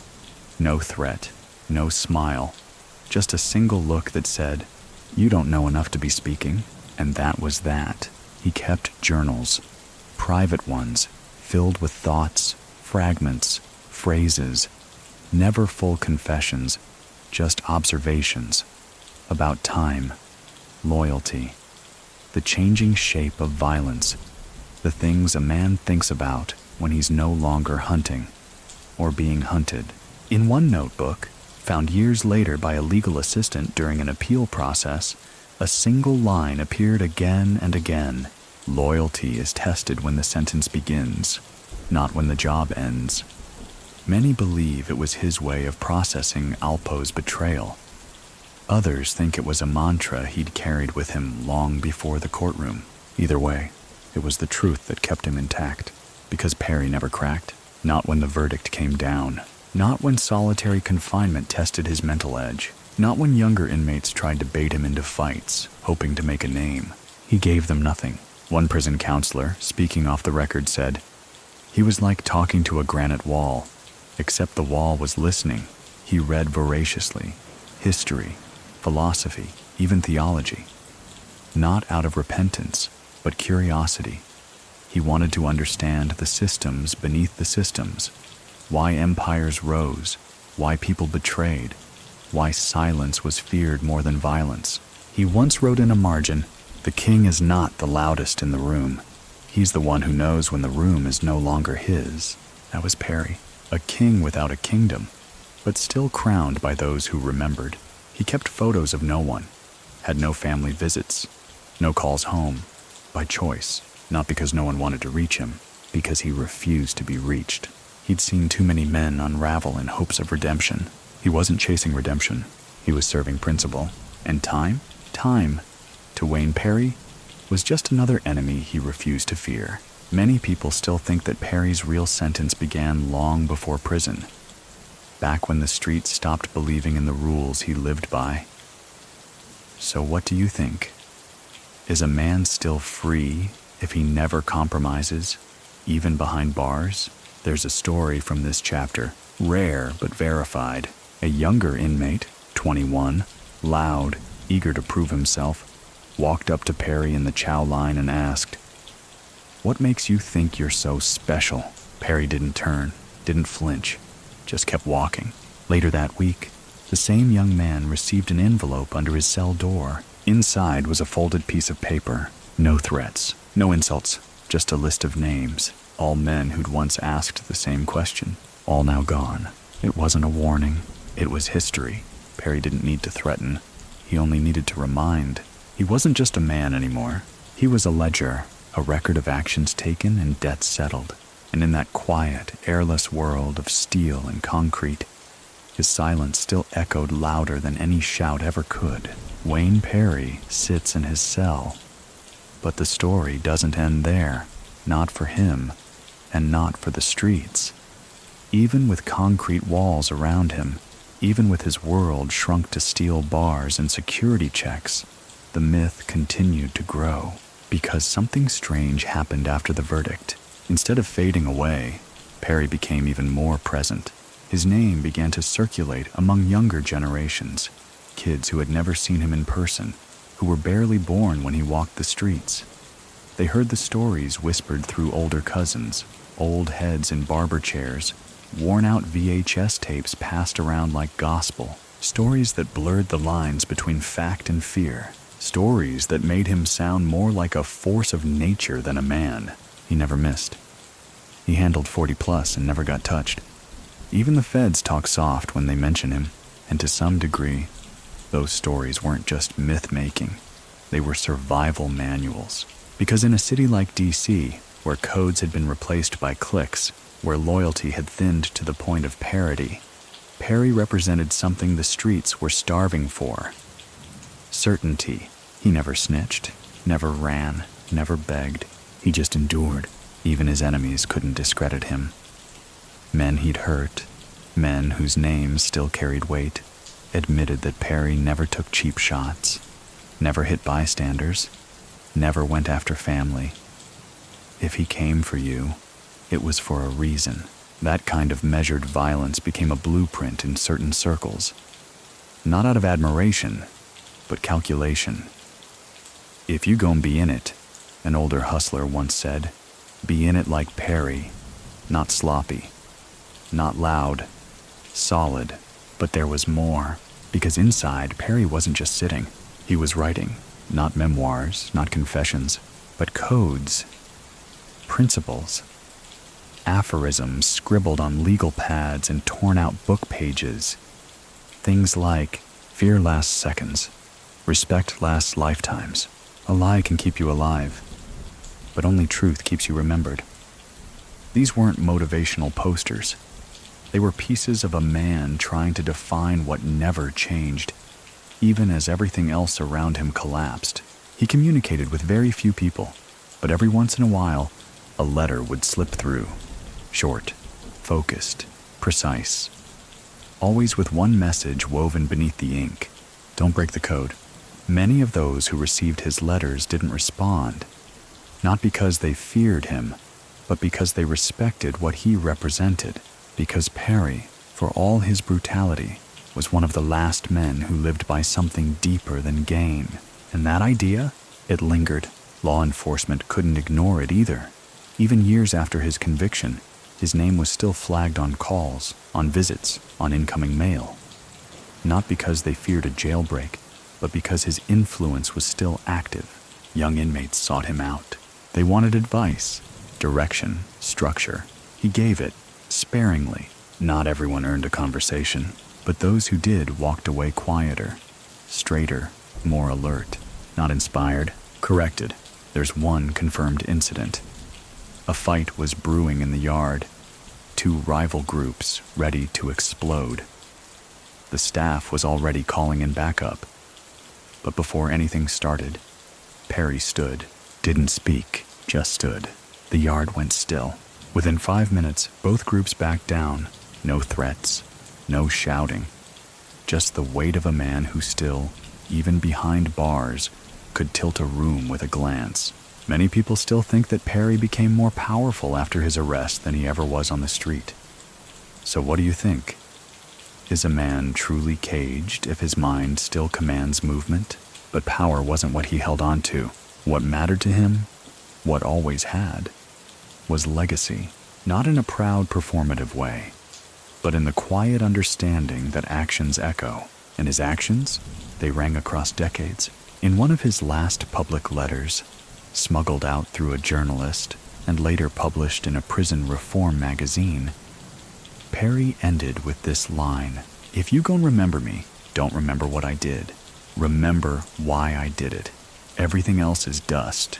That was Perry's way of closing the chapter, not seeking forgiveness, just stating fact. And for a man who built his life on fact, silence, and steel, dust was as close as he'd ever get to peace. The betrayal was complete, but Wayne Perry never crumbled. Alpo had flipped, openly, loudly, in courtrooms and interrogation rooms. But Perry? Perry kept his mouth closed. And somehow, that silence carried further than any testimony ever could.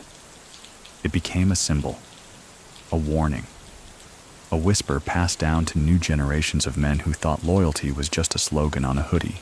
Inside the system, Perry adapted, but he never changed. The man who once stalked alleyways and high-rises moved through prison corridors with the same deliberate pace, the same focused eyes, the same detachment from anything that didn't align with his code. He wasn't forgotten, not even close. Outside, documentaries began to form around his name. YouTubers with grainy microphones tried to piece together his life from secondhand accounts. Rap lyrics slipped his name into metaphors. Artists drew murals with his silhouette. Street legends don't retire. They echo, And while his face was no longer on the streets, his reputation patrolled the blocks for him. Younger crews tried to mimic him, but they missed the point. They grabbed the violence without the structure, the fear without the principle. They saw the myth, not the man. Because Perry's power never came from unpredictability, it came from predictability. You knew where he stood, what he stood for, what would trigger action, and more importantly, what wouldn't. One story trickled out from inside. A new inmate, fresh off a 10-year sentence, tried to make a name by challenging Perry during a group session. Not a fight, just a loud critique.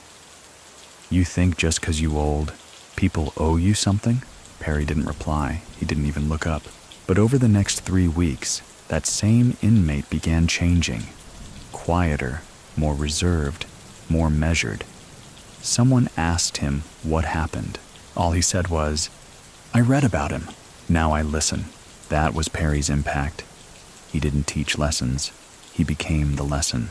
By the late 90s, he was transferred again, this time to a higher security federal facility. The kind designed for lifers who'd seen too much, done too much, and said too little. Even there, he was different. He kept a folded list in his cell, tucked into a tattered paperback on military strategy. Not a hit list, a code list. Names of men he once respected. Men who lived and died by silence. Most were gone. A few still breathing. A few broken. He'd run his finger down that list some nights, stopping at each name, breathing, reflecting. There's no proof he ever cried, but then again, there's no proof he ever needed to. Many people still think that Wayne Perry was capable of love, but not in the way the world defines it. So what do you think? Can loyalty be love? If it's the only language a man understands, even guards, those trained to remain neutral, began showing him small courtesies. An extra second on the phone, a respectful tone in their voice, not because of favoritism, but because they'd read the files, seen the interviews, heard the tapes. They knew who he was. They understood that Perry didn't see them as enemies. He didn't see anyone as anything until they proved themselves one way or the other. His philosophy was simple. Treat people clean until they show you dirty. In a facility full of politics and shifting alliances, that kind of clarity was rare and respected. He became a mentor, but only to those who didn't ask for it. He'd offer a book without a speech, a look without a lecture, a correction without a raised voice. And those who paid attention, they changed. Because Perry wasn't grooming followers. He was producing mirrors. He wanted you to see yourself clearly and to ask whether your reflection could hold under pressure. There was a correctional officer who once described him in an internal memo as the calmest high-risk inmate I've ever supervised. She wrote, "If there were more like him, we'd have less violence, not more. He understands control better than we do." The world outside kept moving. More bodies on the news. More names added to the list of those who didn't make it. Perry watched it all unfold from a distance, the way an old architect watches a city forget his blueprints. But still his presence pulsed. Even decades in, new inmates would enter the system and ask, "Is Wayne Perry here?" Not out of fear, out of curiosity. Because you can study books, read files, hear stories, but it's different when the story is still breathing. Even in a federal system designed to strip a man of his identity, Wayne Perry remained unmistakably himself. Over time, most inmates either fade or fracture, turn into echoes of the men they once were, or bend under the weight of their sentence. But Perry aged like granite, not hardened, not bitter, just unchanged. He wore time like others wear coats, practical, unspoken, never removed. By the early 2000s, his routine had become legend in itself. Wake before the lights, 1 black coffee, push-ups, always the same number, no variation. Then reading. No television. No noise. Perry treated prison like it was a monastery, not a punishment. And in a way, it was. A place where discipline still mattered, where silence was respected, where words cost something. Other inmates, especially the young ones, would try to test the water, not with violence, but with curiosity. "Yo, OG, that stuff they say about you true?" He wouldn't answer, but he might tilt his head, maybe let half a smile appear. Not because he cared to brag, but because he understood something they didn't yet. The story isn't for you to tell. The story tells itself. Meanwhile, on the outside, the name Wayne Perry was still circulating. Not in newspapers anymore, but in forums, on message boards, in barbershops and corners where history was passed down through coded language and cautionary tales. Sometimes his name was used as a warning. "You're not built like that, chill." Other times it was a compliment. He moved like Perry, quiet, clean, no mess. And Alpo? He'd eventually get out, briefly, live a few years on borrowed time, dodging whispers and bullets.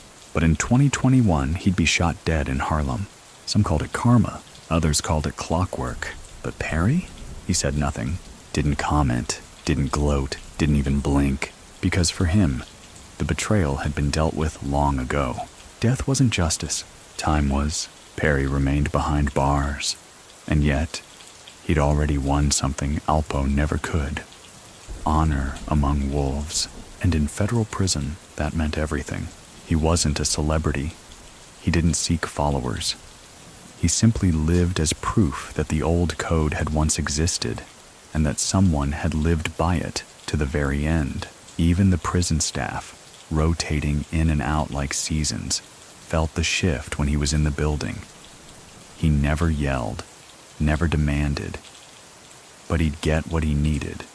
Not because he asked louder, but because he asked less. A senior guard once remarked, "There's never any threat with him, but every request feels like it matters." Because Perry didn't waste words. He never had. In the law library, he became a fixture, not filing appeals for himself. Those had long since been exhausted, but helping others. Guys serving 20, 30, 50 years would bring their paperwork to him, not expecting miracles, but expecting clarity. And Wayne? He'd read in silence, then give a simple verdict. "You missed your shot in '09, or they violated you in intake. Start there." He wasn't a jailhouse lawyer. He was a tactician, and those who listened, they walked straighter. One inmate even said, "He made you feel like your life wasn't over, even if your sentence said it was." Many people still think that Perry never regretted a single act, only the erosion of the world he once understood. So what do you think? Can a man be loyal to a code even after the world has forgotten the language? In a sense, Perry was no longer just a man. He was a museum, a living, breathing exhibit of a time when betrayal was a death sentence. Not because someone might kill you, but because you had to live with the weight of it. And Perry? He carried weight better than most carried air. There's one more story, quiet but confirmed. A chaplain asked Perry during a yearly round of check-ins, "Is there anything you need?" Wayne looked up from a worn copy of The Art of War, thought for a moment, then said, "Yeah, a calendar without numbers, just days." The chaplain didn't understand, but Perry wasn't asking for time. He was asking for peace, and in a life built on strategy, fear, and control, peace was the one thing that had never come easy. But even then, behind bars, under the radar, with no headlines or visitors, he never let the code go. Not once. Years passed, decades even, and Wayne Perry remained. Still, quiet, unshaken. For many, a life sentence is a slow erasure. First, the world forgets your face, then your name, then your voice, until eventually, you're just a number in a file drawer nobody opens. But Perry became louder in his absence. Even though he hadn't walked a free street since 1992, His influence rippled like heat through the pavement of DC, Harlem, and every city in between where reputation still held currency. Because he hadn't just lived by the code, he'd been the last man standing with it still etched into his spine. In the outside world, violence evolved into noise. Social media turned threats into theater. Everyone claimed realness, but few could spell it. The streets became digital. The fear, performative. And somewhere in a high-security prison, Wayne Perry would sip black coffee, scan headlines, and close the paper with the same dry amusement as a retired chess master watching amateurs fumble rooks. He wasn't impressed, but he wasn't bitter either. That was the real mystery. Perry didn't rant, didn't pine for release, didn't seek revenge through ink or interview. He simply existed. A man who had nothing to prove because everything he'd ever stood for was already written in blood, loyalty, and silence. Every once in a while, a journalist would attempt to write a retrospective, frame his life through morality, sociology, or tragedy. But their words always bounced off the same wall. Wayne Perry never asked to be understood. He simply demanded not to be misrepresented. There was one magazine feature, buried deep in a prison reform issue, that called him an unspeaking monument to loyalty, and the title stuck. Inside, Perry's legend remained a living rumor. Inmates still passed stories from bunk to bunk. Yo, did you know he once walked into a courtroom and never blinked? He did 30 clean, never took a deal, never wrote a line. They say the man who testified against him got caught in traffic, and Perry still knew what route he took. Were they true? Did it matter? Perry didn't correct them, because truth wasn't about the details anymore.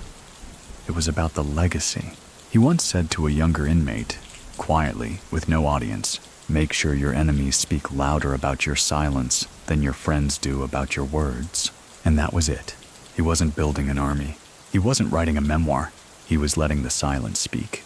His file, kept by the Bureau of Prisons, grew thicker with years, but lighter in activity. No incidents, no write-ups, no transfers unless ordered. He was the definition of low-maintenance threat. A contradiction in terms, but Perry was a contradiction. A man who could kill with surgical precision, yet show restraint that most men never found even under pressure. A man who gave no outward sign of anger, but carried betrayal like iron under his ribs. There's a confirmed detail from around 2009. Perry was offered a chance to sit for an in-depth psychological evaluation as part of a federal study on long-term inmates. They wanted to understand what kept certain high-risk individuals stable. He declined. His response was written in a single sentence: "I'm not confused, so you don't need to explain me." And that's how he moved.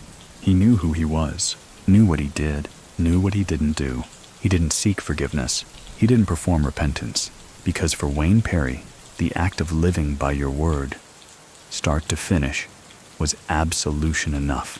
Even now, the new generation hears his name in snippets, in drill tracks, in sidebar YouTube docs. His shadow moves across content he never made and stories he never told. And yet, he remains, a quiet symbol in a loud world, a monument that doesn't erode, a man whose fearsome myth didn't require a spotlight, just consistency. Many people still think Wayne Perry represents the last era of street justice, where loyalty outweighed ambition. So what do you think? Can silence still echo in a world that only listens when someone screams? Because Perry never screamed, he never begged, and he never flinched. And for that, his story is still unfolding. Even as he stays exactly where he's always been, some names fade when the ink dries on their case files. But Wayne Perry's? It deepened. Even after 30 years behind bars, his legend didn't just endure, it intensified. Not because he sought it, not because he fed it, but because he never contradicted it. He let the streets carry the myth while he sat in silence, sharpening the blade of his principles every morning with nothing more than breath, routine, and thought. By 2022, Perry had outlasted nearly every man who ever stood beside him, behind him, or against him. Alpo was long gone, executed on a quiet Harlem street, ironically surrounded by silence, the very thing he'd traded away. And Perry? Still breathing, still standing, still holding his code like scripture in a world of crumpled pamphlets. From time to time, younger inmates would find themselves moved into his block. Some entered with ego, others with admiration. Most left with something else entirely. Perspective. Because Wayne Perry didn't give advice, he gave clarity. There's a moment that echoes among the younger population inside. A brief, unremarkable moment on the surface. An inmate in his 20s asked Perry how he stayed solid for so long. Perry didn't blink. He said, "A dog will eat anything when it's starving, but a wolf knows the difference between a meal and a trap." Then he went back to folding laundry. That was it. But the words lingered, because they always did. Perry didn't command respect by volume. He commanded it by presence. Even now, his name is banned in certain prison units. Not officially, but unwritten. In some corners, invoking Wayne Perry's name is like inviting a ghost into the room. You don't say it unless you mean it. And when you do, you look around afterward, not because he's watching, but because the idea of him might be, that's the weight of a man who never told his own story, and never needed to. Still, every few years, someone attempts to interview him. Journalists send letters, podcasters send requests, documentary filmmakers dangle offers. He declines, not out of fear, not out of pride, out of something pure, consistency, because the man who never spoke during courtrooms, who never took the stand, who never gave a closing statement, isn't about to start talking now. What would he say? That he regrets it? That he wouldn't do it again? That the silence was a mistake? He'd never lie to earn comfort. And the truth? Well, it doesn't need a camera. What little we do know comes through those who stood beside him, and more rarely, those who stood across from him. One such man, a former rival now serving life elsewhere, said this in a rare phone call. Perry was the last real mirror we had. You looked at him and saw what it meant to be exact. No shortcuts, no switch-ups. He walked what we talked. And that's why none of us will forget him. Even the Bureau of Prisons acknowledges his peculiar place in the system. One confidential note written in 2023 reads, "Inmate Perry remains high profile without being disruptive. Influence nonverbal. Should be monitored not for actions, but for effect." Imagine that, a man so still, so removed, that his mere effect must be tracked. That's what Perry became, a presence without movement, a voice without sound, a code carved into bone and repeated only by those willing to bleed for it.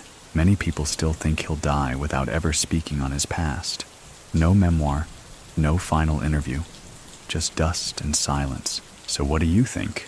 Should a man leave a trail if the footprints would only get trampled? Or is the absence more powerful than any confession? Because with Wayne Perry, the absence says everything. He's not out. He's not seeking appeal. He's not asking you to forgive him. He's just there, watching, measuring, enduring. Because empires crumble, kings fall, legends fade. But principle is immortal. There's something unnerving about permanence in a world that runs on turnover. Streets change, crews flip, alliances burn faster than the money that built them. But Wayne Perry, he remained, decade after decade. Same gaze, same routine, same silence. By 2025, Perry had entered his 6th decade of life. A man in his 60s, but still sharper than the steel around him. While his body aged like any man's would, his mind stayed lean, patient, aware. The kind of awareness that made younger inmates lean in when he passed, even if he never looked their way. Because Perry wasn't just living out a sentence, he was living out a creed. And what makes a man dangerous isn't what he did, but how he stayed unchanged after doing it. Time inside had worn down men stronger than him, broken, louder men, men with more followers, more heat, more noise. But Perry never needed any of that. He only needed the space to breathe, to watch, to remember. And he remembered everything: names, dates, movements, betrayals, but also moments of stillness, loyalty, the rare flashes of decency he'd witnessed in a world soaked in violence. He didn't talk about them, but he kept them, tucked away in a locked part of his memory like case files he'd never reopen, but would never shred either. There's a story from around this time, unconfirmed but persistent. An older inmate tried to pull Perry into a conversation about regrets. The man asked, "If you could go back, what would you undo?" Perry paused, not out of sentiment, out of calculation, then answered, "Nothing. Because the moment you undo one thing, you unravel the reason why you made every choice after." That's the kind of response that doesn't just end conversations, it ends questions. Because Perry never saw his life as something to rewrite. To him, life was a contract, one you honored, or you didn't. He honored his, even after the world stopped asking him to. His daily rhythm barely shifted, every step precise, every pause intentional. There was no wasted motion in the man, not in his walk, not in his words, not in his decisions. He began declining even small privileges. No extra rec time, no birthday desserts. He didn't say why, but those around him understood. Discipline wasn't a phase for Wayne Perry. It was identity. Outside the walls, the streets were changing yet again. Another wave of influencers declared themselves real ones. Another generation of rappers dropped his name in lyrics, mostly without context. He became a reference, a myth, a caution, an echo, and still, he never clarified a thing, never called home to correct the narrative, never wrote to the blogs, never responded to the rumors. Because in Perry's world, if they don't know the truth already, they don't deserve it. He did, however, begin writing again, more often now. Short passages, fragments, notes, not journals, edicts, sentences that could cut through fog. One such page, found folded into a donated book, read, "Most men want freedom. Few want the silence that comes with earning it." Another, "I never feared death. I feared becoming the kind of man who had to ask for forgiveness." He signed none of them, but they spread. Copies circulated from hand to hand in the facility. Printed, then rewritten in tight penmanship on scraps of lined paper. Some even made it out. Landed on social media. Shared without attribution. The world didn't know who wrote them, but inside, they knew, because Perry never needed his name attached to his words. The words carried his weight. One CO, long retired, once remarked, "He was the only inmate I ever trusted, not because of good behavior, but because he meant every inch of who he was." And that's what made him dangerous. Not the past, but the fact that he'd never deviated from it. Many people still think that Perry's silence is louder now than it's ever been. That the absence of remorse, or rage, or self-pity is the final proof of his design. So what do you think? Does staying quiet make you a coward, or the last honest man in a room full of performers? Because Wayne Perry doesn't perform. He simply is. And that's the rarest thing of all. There's a quiet weight that settles on men who never fold.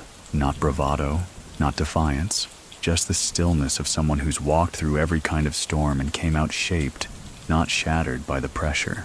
That was Wayne Perry in 2026. 3.5 decades into a life sentence, and somehow more centered than the day he arrived. While others aged into regret or shrank into shadows, Perry remained unmistakably himself. Sharp eyes, measured words, no illusions, and no apologies. By now, The guards knew not to ask him questions they didn't truly want answered. And the inmates? They learned to read his posture like scripture.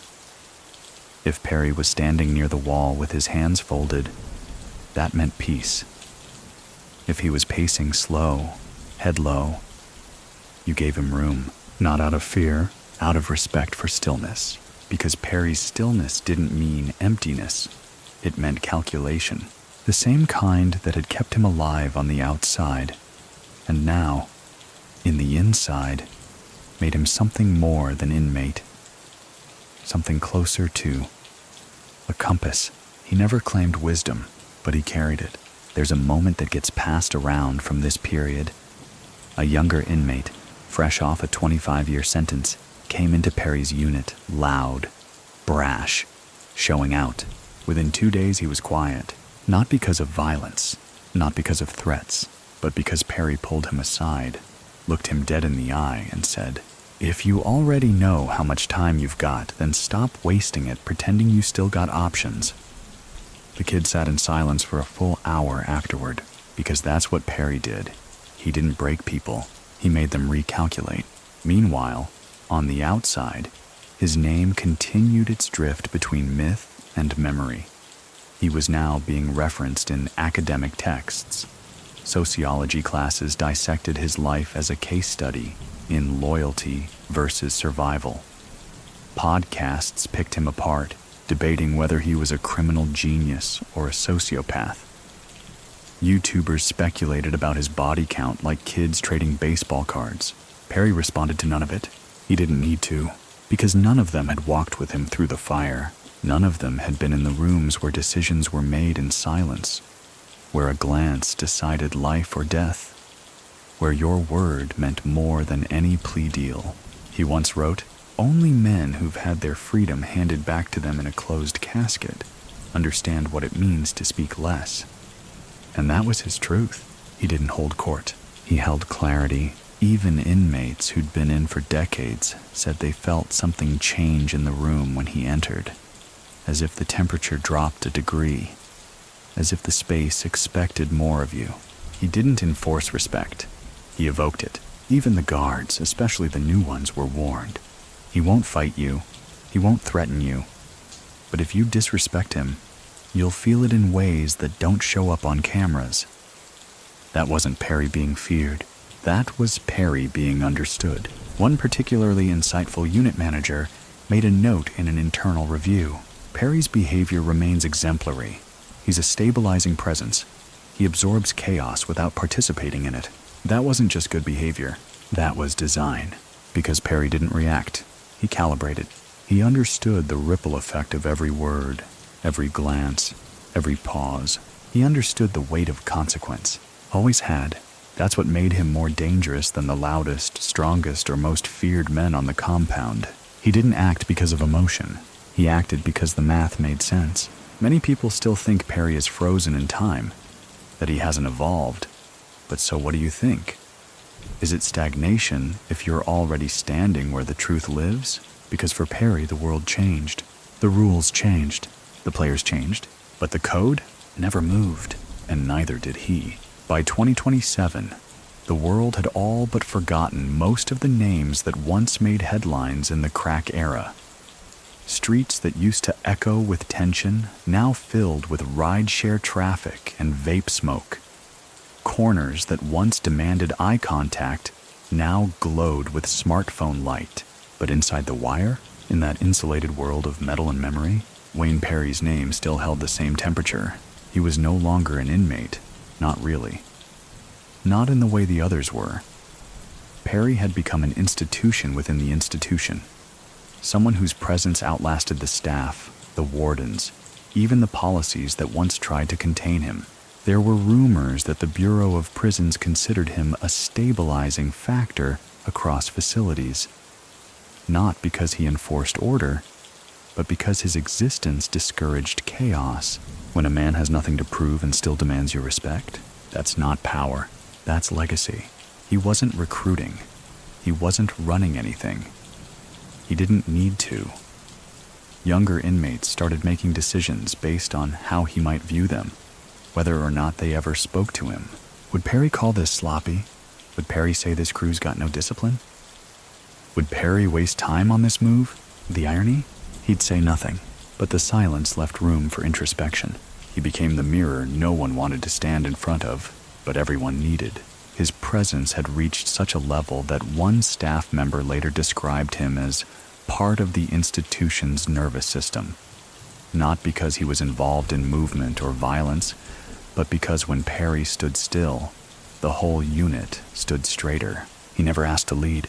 He just did, without lifting a finger. And that's what made him dangerous. Not his past, his stillness.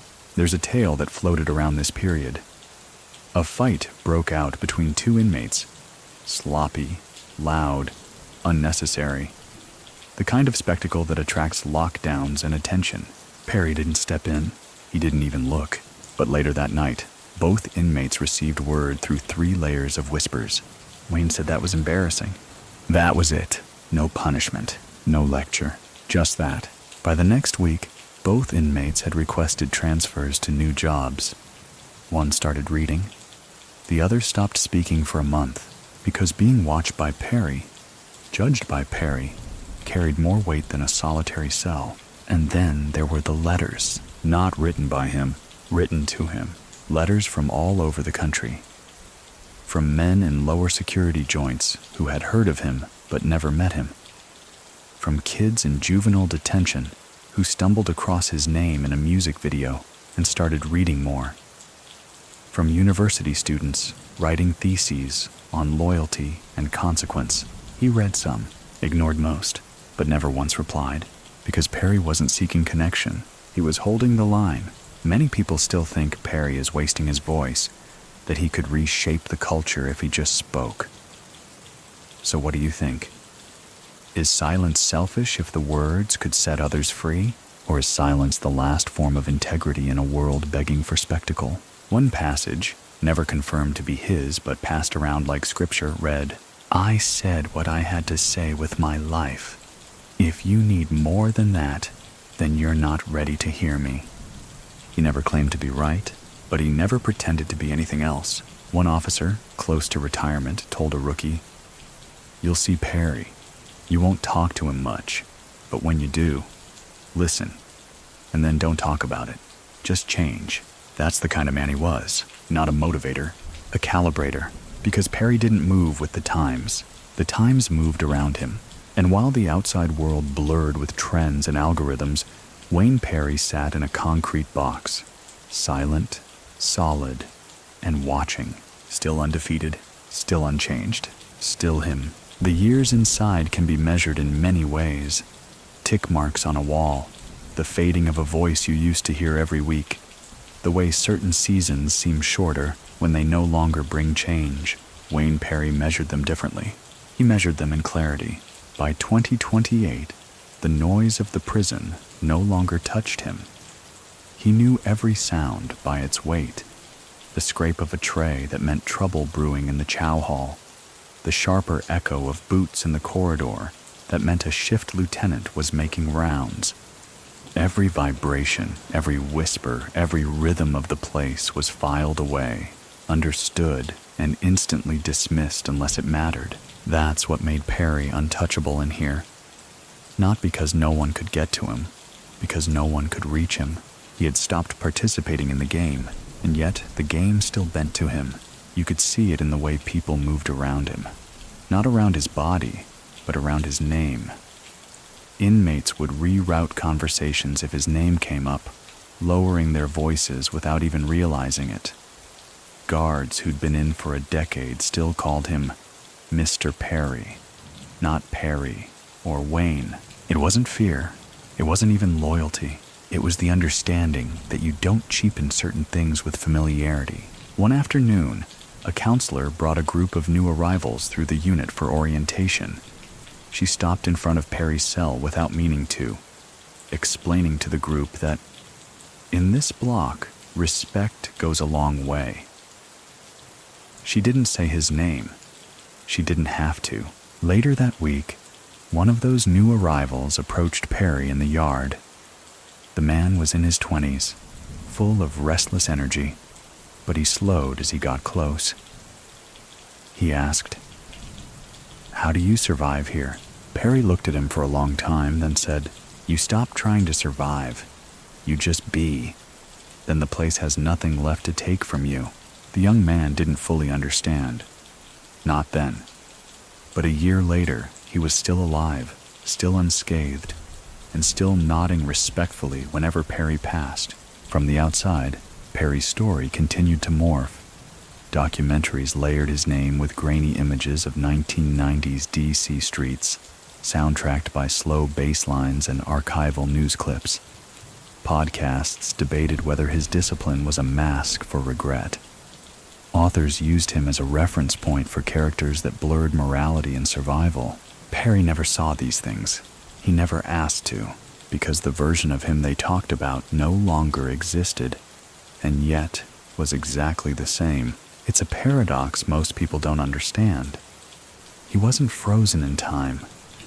He was simply finished evolving long before they locked him up. And while the world obsessed over reinvention, Perry stood as proof that constancy had its own kind of power.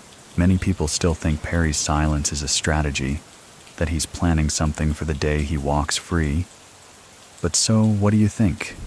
Is discipline a tactic, or is it just who a man is when there's nothing left to win? In here, Perry wasn't trying to win. He'd already decided the game was too small for him. And the truth? When you decide that, when you mean it, no one can touch you. Not a judge, not a rival, not even time itself. The final chapter of Wayne Perry's known story doesn't arrive with a bang. No headlines, no whispered alerts across the tier, no sudden shift in the way the guards look at his door. It arrives the same way everything else in Perry's life did. Quiet, deliberate, unshaken. By the 2030s, the men who once knew him on the streets had either passed, vanished into the system, or faded into civilian anonymity. The world outside had moved so far beyond the crack era that the old codes sounded like folklore to younger ears. Names like Rico, Plug, Connect became phrases they saw on streaming shows, not words that could cost you your life. And yet, in a federal facility somewhere in the eastern United States, Wayne Perry woke up at the same time every morning. He pressed his palms against the cinder block wall, feeling the cold seep into his skin. He sat on the same steel stool and tied the same tightly laced boots. The man had not changed, not in the ways that mattered. There was no grand plan to get out and start over. No carefully curated redemption arc for the public. Perry's reality was simpler, and maybe harder for outsiders to grasp. He had already finished his story long ago. Everything since was just the echo, but echoes have a strange way of traveling. Some nights, guards would find him standing at the window, not looking at anything, just breathing, slow and steady. The younger ones swore they could feel the temperature in the room shift when he turned to glance their way. Inmates still gave him a wide berth, but there was less fear in it now, more reverence. He had become something else entirely. Not a leader, not a threat, not even a legend, a presence. One you didn't measure in actions, but in the space he allowed you to exist within. And that's where the paradox settles. Wayne Perry, the man who had lived by decisive, often violent action, spent his last chapters mastering stillness. Stillness in the face of noise. Stillness in the face of memory. Stillness in the face of everything that might have demanded reaction. There's a moment, never confirmed but repeated often enough to feel true, when a young inmate once asked him, "What do you regret?" Perry had looked at him and said, "Nothing worth telling you about." The answer was not cruel. It was the only honest one he had, because regrets are private currency in a place like this. You don't spend them. You hold them until they're worthless, and then you let them go. When the light cuts across his cell in the late afternoon, he doesn't see the years behind him. He doesn't see the streets of DC in their glory or their ruin. He doesn't see headlines or trial transcripts. He sees now. That's all. So, here we are, at the quiet end of Wayne Perry's story. Or perhaps just the quiet part of it. The noise, the headlines, the rush of the streets, they're long gone. All that's left is a man in a small, cold room, breathing at his own pace, answering to no clock but his own. The weight of decades doesn't sit on him the way you might expect. It's not a crushing burden or a chain. It's more like the still air in a room that's been closed for years, dense, unmoving, but oddly peaceful. Outside these walls, the world is louder, faster, and more tangled than ever. Trends come and go. Faces change. But here, inside this small square of space, Wayne Perry has distilled life into something smaller, sharper, and quieter. And in that stillness, there's a kind of truth. One that says you can't always rewrite your story. You can't always change the ending. But you can own the space you're given, fill it with discipline, and guard it like it's the last honest thing you have. If you've been here with me from the start, you know that this journey wasn't about excusing or glorifying. It was about understanding. Understanding how a man moves from the heat of the streets to the cool, unshakable silence of his own making. So, as you close your eyes tonight, let that quiet settle in. Let the pace slow.